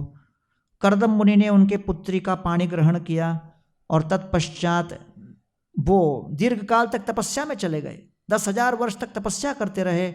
उसके पश्चात जब तपस्या से बाहर निकले तब देवहूति ने निवेदन किया कि भाई अब कुछ संतान भी तो हो। तब उन्होंने अपने योग शक्तियों से कर्दम मुनि ने एक ऐसा सुंदर वायु विमान तैयार किया जिसमें बैठकर उन्होंने दीर्घकाल तक अपनी पत्नी के साथ विचरण किया, उसके पश्चात 9 पुत्रियां उन्होंने संतान उत्पन्न किए, और इसका भी विस्तृत वर्णन यहाँ पर आता है। और तत्पश्चात इन पुत्रियों के उत्पत्ति के पश्चात कर्दम मुनि परिवार छोड़कर जाने की तैयारी करने लगे। देवहूति उनको रोक लेती है और कहती है, नेहयत कर्म धर्माय न विरागाय कल्पते न तीर्थपद सेवाय जीवन्नपि मृतोपि सह। अगर हमारा कर्म धर्म में नहीं और धर्म वैराग्य में नहीं, वैराग्य भक्ति में परिवर्तित नहीं होता तो कोई लाभ नहीं। तो हे प्रभो, आपने मुझे इतना संग दिया, प्रसंगम अजरम पाशम आत्मन कवयो विदु स एव साधु सुकृतो मोक्ष द्वारम अपावृतम।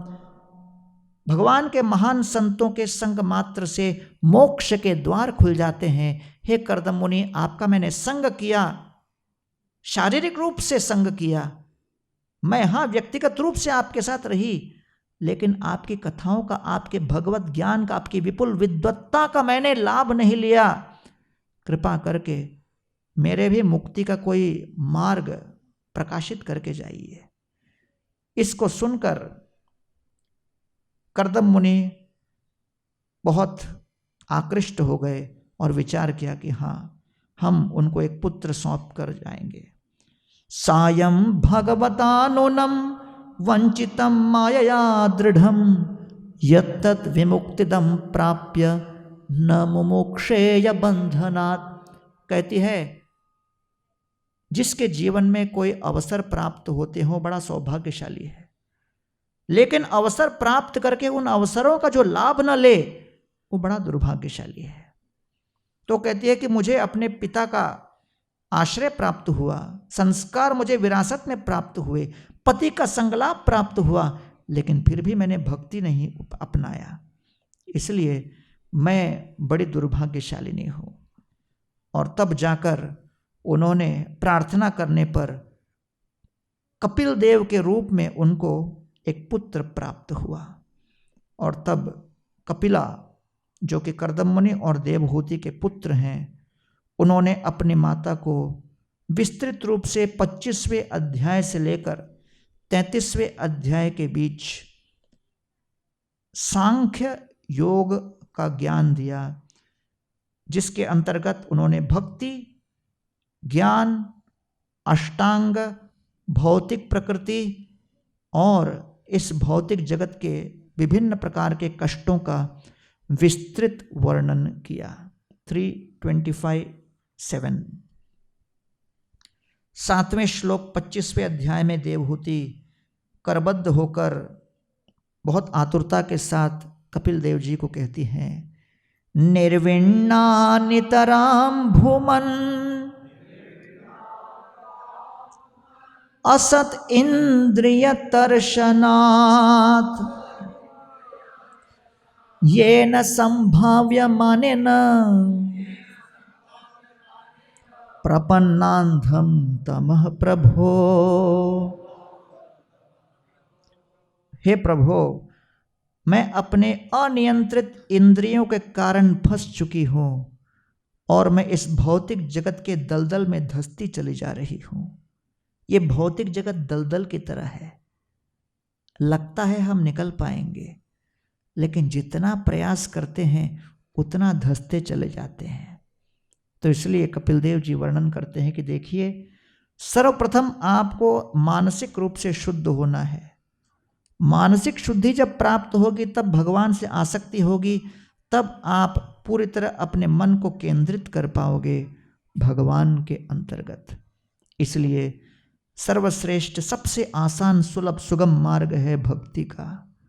और आगे वो श्लोक कहते हैं 3:25-21, तितिक्षव कारुणिका सुहृद सर्वदेहिनां अजात शत्र शान्तः साधवो साधुभूषणम्। भगवान के भक्तगण जो हर प्रकार से भक्ति के आभूषणों से युक्त हैं, तितिक्षुक हैं, करुणा से भरे हुए हैं, सुहृद सर्वदेही नाम, सभी भक्तों के शुभ चिंतक हितैषी हैं। ऐसे भक्त लोगों का आप संग करोगे तो केवल उस सत्संग मात्र से आपके हृदय में परिवर्तन संभव हो पाएगा। 22वां श्लोक। मयि अनन्येन भावेन भक्तिं कुर्वन्ति ये दृढ़ाम् मत्कृते त्यक्तकर्माणस् त्यक्तस्वजनबान्धवाः। नेक्स्ट। मदाश्रया कथामृष्टाः शृण्वन्ति कथयन्ति च तपन्ति विविधास्तापा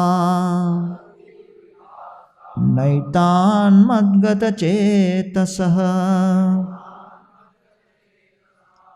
भगवान कपिल देव कहते हैं कि जो इस जगत के जीव मुझ पर अपनी भावनाओं को समर्पित करके भक्ति करेंगे अनन्य भाव के साथ, मयि अनन्येव भावेन भक्तिम कुर्वन्ति ये दृढ़ाम, दृढ़ता पूर्वक, मत करते, मेरे लिए त्यक्त कर्माणस, हर प्रकार के कर्म त्यागने के लिए तैयार हूं, अपने स्वभाव को बदलने के लिए, अपनी आदतों को बदलने के लिए, दिनचर्या को बदलने के लिए तैयार हैं। त्यक्त स्वजन बांधवाः, जो अपने सामाजिक परिवेश में हर प्रकार का परिवर्तन करने के लिए तैयार हैं। मदाश्रयाः, इस प्रकार मेरा आश्रय लेते हुए, कथामृष्टाः, मेरी कथाओं में मन और चित्त को आविष्ट करते हुए, शृण्वन्ति कथयन्ति च, श्रवण करते हुए, कथन करते हुए, तपन्ति विविधास्तापा, और इस प्रकार विभिन्न इस भौतिक जगत के तापों से मुक्त होते हुए, नैतान मतगत चेतस, इस प्रकार मेरे चित्त, मेरे मन के भीतर ऐसे भक्तगण निरंतर आविष्ट रहते हैं। इस प्रकार भगवत भक्तों के संग में कैसे हम अपने आप को परिवर्तित कर सकते हैं, इसका यहाँ पर श्रेष्ठ उदाहरण प्रस्तुत कर रहे हैं। तो ये भगवत भक्तों का संग चित्तवृत्ति में परिवर्तन लाने के लिए दिया गया है। और इसलिए जब हम सत्संग में आते हैं और आप लोग यहाँ सत्संग में बैठकर कथा श्रवण कर रहे हो, ये बहुत बड़ा भगवान के सौभाग्य का उदय आपके जीवन में हुआ है। बिना भगवान के आशीर्वाद के, अनुमति के, कोई सत्संग में बैठकर कथा श्रवण नहीं कर सकता। IIT में जब प्रोग्राम हो रहा था आरंभ के दिनों में, हमारे एक प्रीचर आकर सुना रहे थे जगाई और मधाई की कथा। बोले जगाई और मधाई को महाप्रभु ने मुक्त कर दिया। इतने बड़े वो पियक्कड़ थे, दारूबाज थे, हर प्रकार का पाप करते थे, उनको चैतन्य महाप्रभु ने शुद्ध भक्त बना दिया। उनको देखकर पूरा बंगाल भक्त बन गया। इसको सुनकर मैं बड़ा प्रेरित हो गया। मुझे लगा अपने हॉस्टल का सबसे बड़ा जो दारू वाले को लेके आता हूं, अगर वो भक्त बन गया तो पूरा हॉस्टल बदल जाएगा। तो अपने एक मित्र के पास गया मैं, वो बिल्कुल पी रहा था, मेरे सामने ही पी रहा था। पीते हुए अवस्था में मैं उसके सामने गया और उसको बोला, भैया देखो आप तो पी रहे हो, लेकिन एक प्रस्ताव लेके आया हूँ। बोले बताओ क्या है। मैंने कहा शनिवार के दिन मेरे साथ तुमको चलना होगा प्रोग्राम में। तो उसने कहा कौन सा प्रोग्राम है। तो मैंने कहा भगवत गीता का लेक्चर है। उसने कहा पी के आए हो क्या। किसको बता रहे हो, मुझे हाथ में क्या दिखता नहीं क्या। मैंने कहा अरे भैया हर पापी का भविष्य होता है, चलो तो मेरे साथ, मन बदल जाएगा। वो कहता है ठीक है एक शर्त पर चलूंगा, बोतल लेके चलूंगा। इस्कॉन अलाउ करेगा क्या सत्संग में बोतल के साथ, गीता के लेक्चर में, बताओ। तो वो मुझे चुनौती दे रहा था, सोचा मैं छोड़ दूंगा। मैं भी सोचा यार मंदिर में फोन करके पूछता हूं कि एक मेरा दोस्त आना चाहता है लेकिन बोतल लेके आएगा। फिर मुझे लगा मंदिर वाले मेरे को बोलेंगे तू भी मत आ भैया, ऐसे गए गुजरे लोग हमको नहीं चाहिए। तो मैंने कहा चलो कोई बात नहीं, मेरे रिस्क पे आ जाओ, बोतल लेके चलो कोई बात नहीं। तो तो प्रोग्राम के दिन वो बोतल लेके चला, आधा खत्म कर दिया था। बड़ा सुबह सुबह उसका साधना स्टार्ट हो जाता था। प्रोग्राम में एंटर करने के पहले मैंने कहा कि भैया यहां तक बोतल लेके आया है, बोतल अंदर मत लेके चलो, दरवाजे के ऊपर जो खिड़की है उसके ऊपर बोतल रख दो, अच्छा रहेगा। वो ऊपर देख के बोलता है इस्कॉन वाला बोतल तो नहीं पी जाएगा। मैंने कहा ये लोग चाय कॉफी तक नहीं पीते भैया। तो वो अंदर गया, तो मैंने कहा मेरा भी शर्त है, अंदर तुम मुंह नहीं खोलेगा, क्योंकि बदबू आएगी तो मेरे को शायद प्रोग्राम से बाहर कर देंगे। तो कहा नहीं मैं चुप बैठूंगा। आके बैठ गया। जो लेक्चर देने आए थे उनको देखकर पूछे नाम क्या है तेरा? मैंने आंसर दिया इसका नाम ये है। फिर उन्होंने पूछा कौन से डिपार्टमेंट में हो? आंसर मैंने दिया। कौन से ईयर में हो? आंसर मैंने दिया। वो भ्रमित होकर देख रहा, प्रश्न इसको पूछ रहा हूं, आंसर ये क्यों दे रहा है? मैंने कहा ये मेरा दोस्त बहुत शर्माता है इसलिए बोलता नहीं है। तो प्रोग्राम के बीच में अचानक वो मुझे यूं यूं करता है मेरा दोस्त, और कहता है ये कब तक लेक्चर देगा, खाना मिलेगा क्या? मैंने कहा लास्ट में मिलेगा। तो बेचैन होकर बाहर गया, बचा हुआ बोतल खत्म करके आया। फिर प्रोग्राम के एंड में हमारे जो प्रीचर थे उन्होंने कहा माला लोगे क्या? वो कहता हाँ लूंगा। मैंने कहा पागल हो गया क्या, माला करेगा क्या? वो माला लेके गया, हॉस्टल में का एक हाथ में माला एक हाथ में बोतल, बोलता मैं इस्कॉन ज्वाइन हो गया। सभी लोग मेरे पीछे लग गए कि क्या प्रचार चल रहा है तुम लोगों का यार। एक हफ्ता लगा मुझे उससे माला वापस लेने। तो इसलिए केवल सत्संग मात्र के विषय में जानकारी होने से परिवर्तन नहीं होता। तो यहां पर यह कह रहे हैं कि भाई जो इस सत्संग में आकर अपने मन को आविष्ट करेगा, मन को भगवान की कथाओं में केंद्रित करेगा और फिर उसे अपने जीवन का अंग बनाएगा। वो केवल अस्पताल में केवल चक्कर लगा के परिक्रमा करके निकल गया वो नहीं चलता। वो डॉक्टर के सामने पेशेंट के रूप में बैठकर डॉक्टर को डॉक्टर मान के उसकी दवा को लेकर पेशेंट के रूप में विनम्रता पूर्वक अनुशासनबद्ध होकर दवा ले, तब परिवर्तन होगा। नहीं तो उसी डॉक्टर के साथ सामाजिक स्तर पर भी आदान प्रदान किया जा सकता है। तो इसलिए यहां पर यह बात को व्यक्त किया जा रहा है। तो इस प्रकार आगे बड़ा विस्तृत और बड़ा रोमांचक वर्णन है।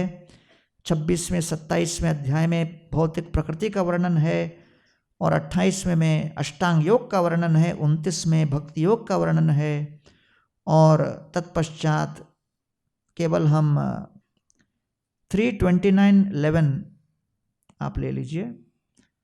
मद्गुणा श्रुति मात्रेण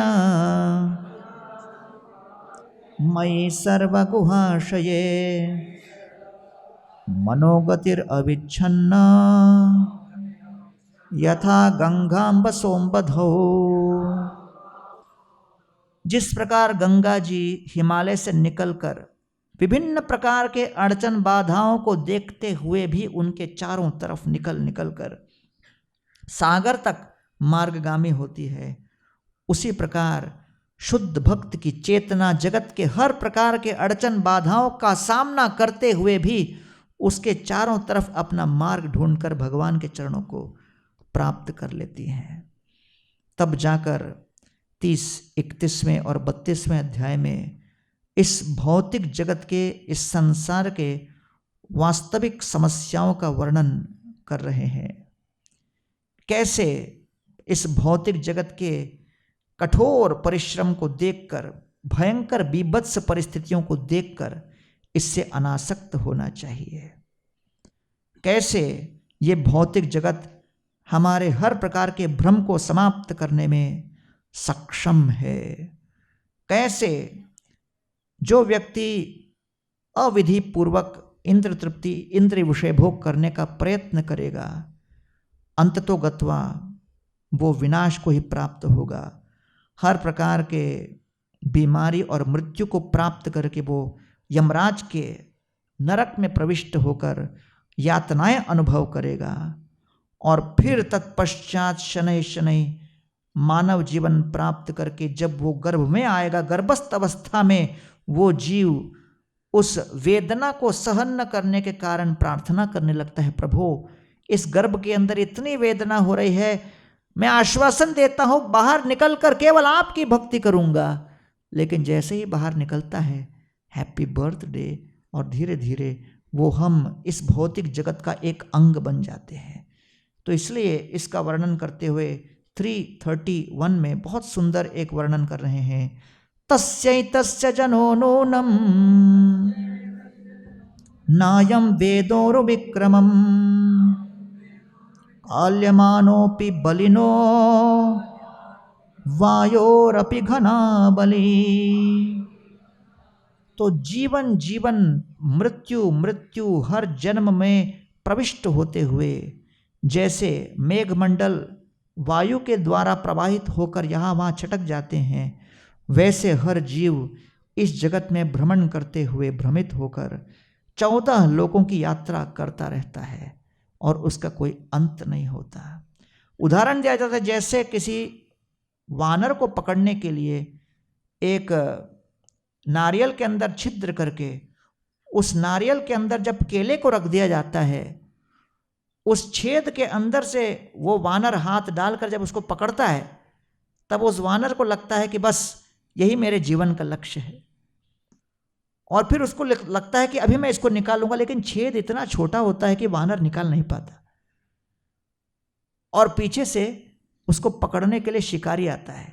वानर देखता है शिकारी आ रहा है, वानर को भागने के लिए क्या करना है, केवल उस केले को छोड़ दे, उसका हाथ बाहर आ जाएगा, वो भाग सकता है। लेकिन वो केले को छोड़ नहीं पाता, सोचता है बस केले को इतने समय पकड़ लिया तो अभी निकाल के ही रहूंगा, निकाल नहीं पाता, पकड़ा रहता है, और वो शिकारी बड़े प्रेम से आके बंदर को बांध लेता है। तो इसलिए इन भौतिक आसक्तियों से मुक्त होना आवश्यक है।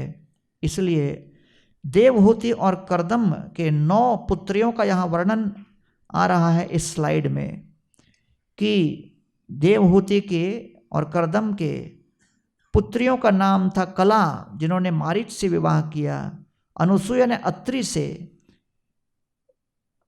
है ना, श्रद्धा ने अंगिरा ऋषि से, हरिभू ने पुलत्स ऋषि से, गति ने पुलह से, कृत्य ने क्रतु से, ऊर्जा ने वशिष्ठ से, चित्ती ने अथर्व से, कियति ने भृगु से।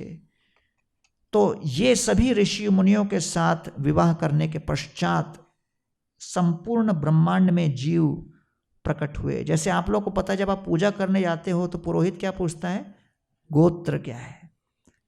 ये जो गोत्र जो है ना, अर्थात हमारे सबसे आरंभ के पूर्वज कौन रहे, ये सब हम लोग का वहाँ से चलता चला रहा है। तो इसलिए हमारे जो भक्ति वेदांत इंस्टीट्यूट के साइंटिस्ट लोग हैं, वो कहते हैं कि जो डार्विन वगैरह में विश्वास करते हैं उन लोग का तो वानर गोत्र ही है। लेकिन वैदिक सभ्यता और संस्कृति में विश्वास रखने वाले ये सभी अलग अलग ऋषि मुनियों से हम लोग प्रकट हो रहे हैं। तो तब जाकर प्रसूति का आगे वर्णन आ रहा है। प्रसूति और दक्ष, उनके कई पुत्रियां हुई, 13 पुत्रियां धर्म को दी गईं, और स्वाहा और अग्नि से 3 पुत्र हुए, स्वाहा और पितरी से 2 पुत्र, और सती और शिवा से 1 भी पुत्र प्रकट नहीं हुए। तो इसलिए देवहूति और कर्दम मुनि के 9 पुत्रियों का और कपिल देव का वर्णन हो गया। अकुति का विवाह हुआ रुचि से, और उनसे यज्ञ और दक्षिणा पैदा हुए, और फिर जाके प्रसूति और दक्ष का वर्णन है। तो फिर परीक्षित महाराज पूछते हैं कि जब सती और दक्ष का विवाह हुआ तो सची और शिवजी के विवाह से कोई संतान उत्पन्न नहीं हुए, क्यों? तो इसके उत्तर में शुकदेव गोस्वामी यहाँ वर्णन करते हैं कि वास्तव में ये संतान इसलिए उत्पन्न नहीं हुए क्योंकि दोनों के बीच बड़ा कलह हुआ और सती ने आत्महत्या कर ली थी। तो विदुर और मैत्रेय का संवाद चल रहा है, तो विदुर जी पूछते हैं कि भाई दक्ष प्रजापति जो कि अपनी पुत्री से इतना प्रेम करते थे, उन्होंने अपनी पुत्री सती की उपेक्षा क्यों की? और शिवजी जो कि इतने बड़े महान संत पुरुष हैं, जो कि वैष्णवों में श्रेष्ठ हैं, उनका अपने ही ससुर के साथ ऐसा क्या मनमुटाव हो गया कि फिर दोनों के बीच इस तरह का कलह हुआ कि सती को आत्महत्या करनी पड़ी? दक्ष जो कि हर कार्य में दक्ष हैं, वो शिवजी के प्रति इतना द्वेष क्यों किए? ये कैसे संभव हो सकता है कि इतने उच्च श्रेष्ठ के समाज में, जहां दक्ष प्रजापति हैं, ब्रह्मा जी से प्रकट हुए दक्ष प्रजापति स्वयंभुव मुनों से प्रकट हुए, और यहां पर इतने बड़े देवता जैसे शिव जी, उन लोगों के स्तर में भी मनमुटाव हो सकता है, उनके बीच में भी कलह हो सकता है, और उस कलह की पराकाष्ठा इतनी कि वो आत्महत्या करने पर सती उतर गई। ये कैसे हो गया? तो इसको सुनकर मैत्रेय ऋषि वर्णन करते हैं कि एक दिन की बात है जब बहुत बड़ा यज्ञ चल रहा था। 33 कोटि देवता उस यज्ञ में उपस्थित थे। दक्ष प्रजापति यज्ञ करवा रहे थे, शिवजी भी वहां पर बैठे उपस्थित थे ब्रह्मा जी के साथ। तब दक्ष प्रजापति वहां प्रवेश करते हैं। जैसे ही दक्ष प्रजापति प्रवेश करते हैं, सारे देवता उनको सम्मान के रूप में खड़े होकर सम्मानित करने लगते हैं। ब्रह्मा जी और शिव जी उठते नहीं, शिव जी आंखें बंद करके ध्यान मग्न हैं। दक्ष प्रजापति देखते हैं कि सब मेरा सम्मान कर रहे हैं, लेकिन मेरा दामाद मेरा सम्मान नहीं कर रहा। बड़ा क्रोधावेश में आकर दक्ष प्रजापति शिवजी की आलोचना करने लगते हैं। कहते हैं सब लोग समझो कि जो मैं कह रहा हूं द्वेष से प्रेरित नहीं, मेरे अंदर कोई द्वेष नहीं है, मैं केवल फैक्ट्स बता रहा हूं। और देखिए, मैंने अपनी पुत्री का विवाह इससे किया, गृहीत्वा मृगशावाक्षा पाणिम मर्कटलोचना। मेरी पुत्री के नेत्र जो हैं मृग की भांति हैं, मृग नयनी है वो, ये तो बंदर की जैसे इसकी आंखें हैं। और ये कहाँ भूत प्रेत पिशाचों के बीच नग्न अवस्था में घूमता रहता है। पता नहीं मैंने मेरी पुत्री का विवाह इसके साथ कराया क्यों? हाँ, वो विधाता ने मुझे कहा इसलिए करवा दिया। तो ब्रह्मा जी के प्रति क्रोधित कि उन्होंने मेरे से इनसे जबरदस्ती करवाया।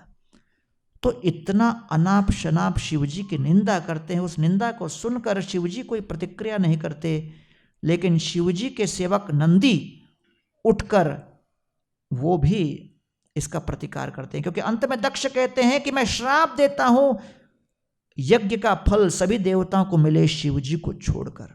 नंदीश्वर कहते हैं, हम कहते हैं कि ये जो कोई भी दक्ष कर रहा है, भृगु के जितने ब्राह्मण इनसे संबंधित हैं, सबका नाश हो, उसके ऊपर वो अभिश्राप करते हैं। तब भृगु खड़े होते हैं, फिर वो इनके ऊपर उल्टा अभिश्राप करते हैं। तो उस दक्ष की सभा में शुभ यज्ञ तैयार होने के लिए जा रहा था, वहां अनाप शनाप बकवास होने लगा, एक दूसरे का अपमान होने लगा। और उस सभा से शिवजी शांति से उठे और उठकर वहां से निकल गए। तो ये ऊंचे लोकों में ये कार्य चल रहा था। अर्थात ये अहंकार इतना खतरनाक है। हमें लगता है कि इस जगत में हम इनके प्रति प्रेम रखते हैं, उनके प्रति प्रेम रखते हैं, लेकिन वास्तव में भागवत इस बात को परिचय दे रहा है कि हम सभी का प्रेम अपने अहंकार के प्रति सर्वप्रथम है। और जब कोई हमारे अहंकार का विरोध करे तो वो चाहे हमारा निकट से निकट कोई संबंधी क्यों न हो, उसको हम सहन नहीं कर पाते। और इसलिए यहां पर दक्ष प्रजापति वहां से उठ चले गए। फिर उन्होंने दूसरा यज्ञ आरंभ किया।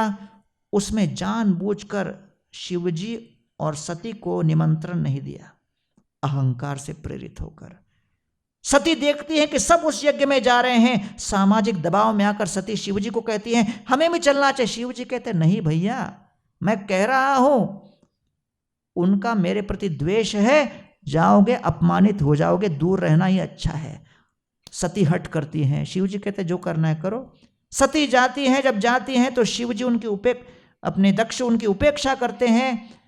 बाकी सभी लोगों की आवभगत होती है, स्वागत सत्कार होता है, लेकिन सामाजिक रूप से इनका बहिष्कार हो जाता है। सती दक्ष को देखकर विश्वास नहीं कर पाती कि सभी देवताओं के नाम पर आहुति हो रही है, लेकिन उनके पति शिवजी के नाम पर आहुति नहीं हो रही। इसको देखकर सती झल्ला उठती है और दक्ष प्रजापति को देखकर उच्च स्वर में उनकी भर्त्सना करने लगती हैं कि आप शिवजी का इतना अपमान कर रहे हो, जानते नहीं वैष्णवों में सर्वश्रेष्ठ है, इतना बड़ा अपमान कर रहे हो मेरे पति का। और कहते कहते उनका क्रोध बढ़ता चला जाता है और तत्पश्चात वो अपने ही प्रिय पिता, जिनके साथ निकटतम उनका संबंध था, दक्ष की पुत्री सती का एक नाम दाक्षायनी था, लेकिन जब संबंध स्खलित होते हैं, मन मुटाव होता है, अहंकार से प्रेरित होकर संबंध विच्छेद होता है, तो ये अहंकार एक ज्वालामुखी के समान हम सभी को ध्वस्त कर देती है। और तब सती ने अपने ही प्राण को अपने ही शरीर की अग्नि से प्रज्वलित करके समाप्त कर दिया। और देखते ही देखते सबके सामने सती समाप्त हो गई। आत्महत्या के अंतर्गत उन्होंने अपने आप को वहीं समाप्त कर लिया। तो ये आत्महत्या बड़ा खतरनाक है। मैं भी सबसे पहले जो जय शेट्टी के साथ पॉडकास्ट में मैंने इसका वर्णन किया है कि IIT में मेरा एक मित्र जब आत्महत्या किया, मुझ पे बड़ा असर पड़ा। वो आत्महत्या नहीं कर पाया, उसका अटेम्प्ट फेल हो गया। वो लटका था अपने रस्सी से, रस्सी टूट गई और वो बच गया। तब मैंने उसको पूछा कि भाई ऐसी क्या बात थी कि क्यों आत्महत्या करने गया। वो कहता है कि हमेशा मैं टॉपर आता था, गोल्ड मेडल मिलता था, इस बार मैं सेकंड आया तो मुझसे नहीं रहा गया। एक्सपेक्टेशन वर्सेस रियलिटी, अपेक्षा और वास्तविकता, और मैं सहन नहीं कर पाया और इसलिए मैं आत्महत्या करने गया। उसी एग्जाम में मेरे 4-5 दूसरे मित्र थे जो 4-4, 5-5 सब्जेक्ट में फेल हुए थे। वो लोग आराम से घूम रहे थे, हंसते खेलते कैंपस में घूम रहे थे, दूसरों को आशीर्वाद देते हुए घूम रहे थे। मैं अचरज में आकर उनको पूछा, यार तुम लोग इतना फेल हो गए, मुझे तो लगा आप लोग उदास रहोगे, आप तो बड़े मस्त घूम रहे हो, आपकी फिलॉसफी क्या है। उन्होंने कहा हमारा फिलॉसफी सिंपल है, कॉलेज में घुसना अपना काम है, कॉलेज का काम है हमला निकालना। इस कॉलेज से निकालने का काम कॉलेज का है, हम तो बस अपना फिलॉसफी लेके चल रहे हैं। तो तब हम समझे कि एक है अपेक्षा और दूसरी है वास्तविकता। तो ये हमारा एजुकेशन सिस्टम हम लोगों को केवल स्किल्स सिखाता है, लेकिन जो वर्तमान में परिस्थिति बदलती है, उस बदलती हुई परिस्थिति को किस तरह झेलें वो नहीं सिखाता। कई बार ICU में मैं हार्ट अटैक पेशेंट को मिलने गया हूं और पूछा कि हार्ट अटैक क्यों हो गया सर आपको, स्वस्थ लग रहे थे, बोले क्या करें मेरे जूनियर को प्रमोशन मिल गया, मुझे नहीं मिल पाया, हार्ट अटैक का कारण बन गया, क्या करें। मैंने बहुत अंदर ही अंदर दबाने का प्रयास किया, लेकिन वास्तविकता थी भड़क के बाहर आ गई। तो इसलिए ये सब जीवन का सत्य है। तो अब जो सती के साथ जो हुआ, इसकी प्रतिक्रिया शिवजी किस प्रकार करते हैं, इसके विषय में हम लोग कल प्रातःकालीन सत्र में चर्चा करते हुए चौथे स्कंद को आगे बढ़ाएंगे। ऐसे ही और भक्तिमय कार्यक्रमों के लिए देखिए हरे कृष्णा टेलीविजन, और इसे प्राप्त करने के लिए आप अपने केबल अथवा DTH ऑपरेटर से संपर्क करें तथा और अधिक जानकारी के लिए आज ही डायल करें 7666 839 839।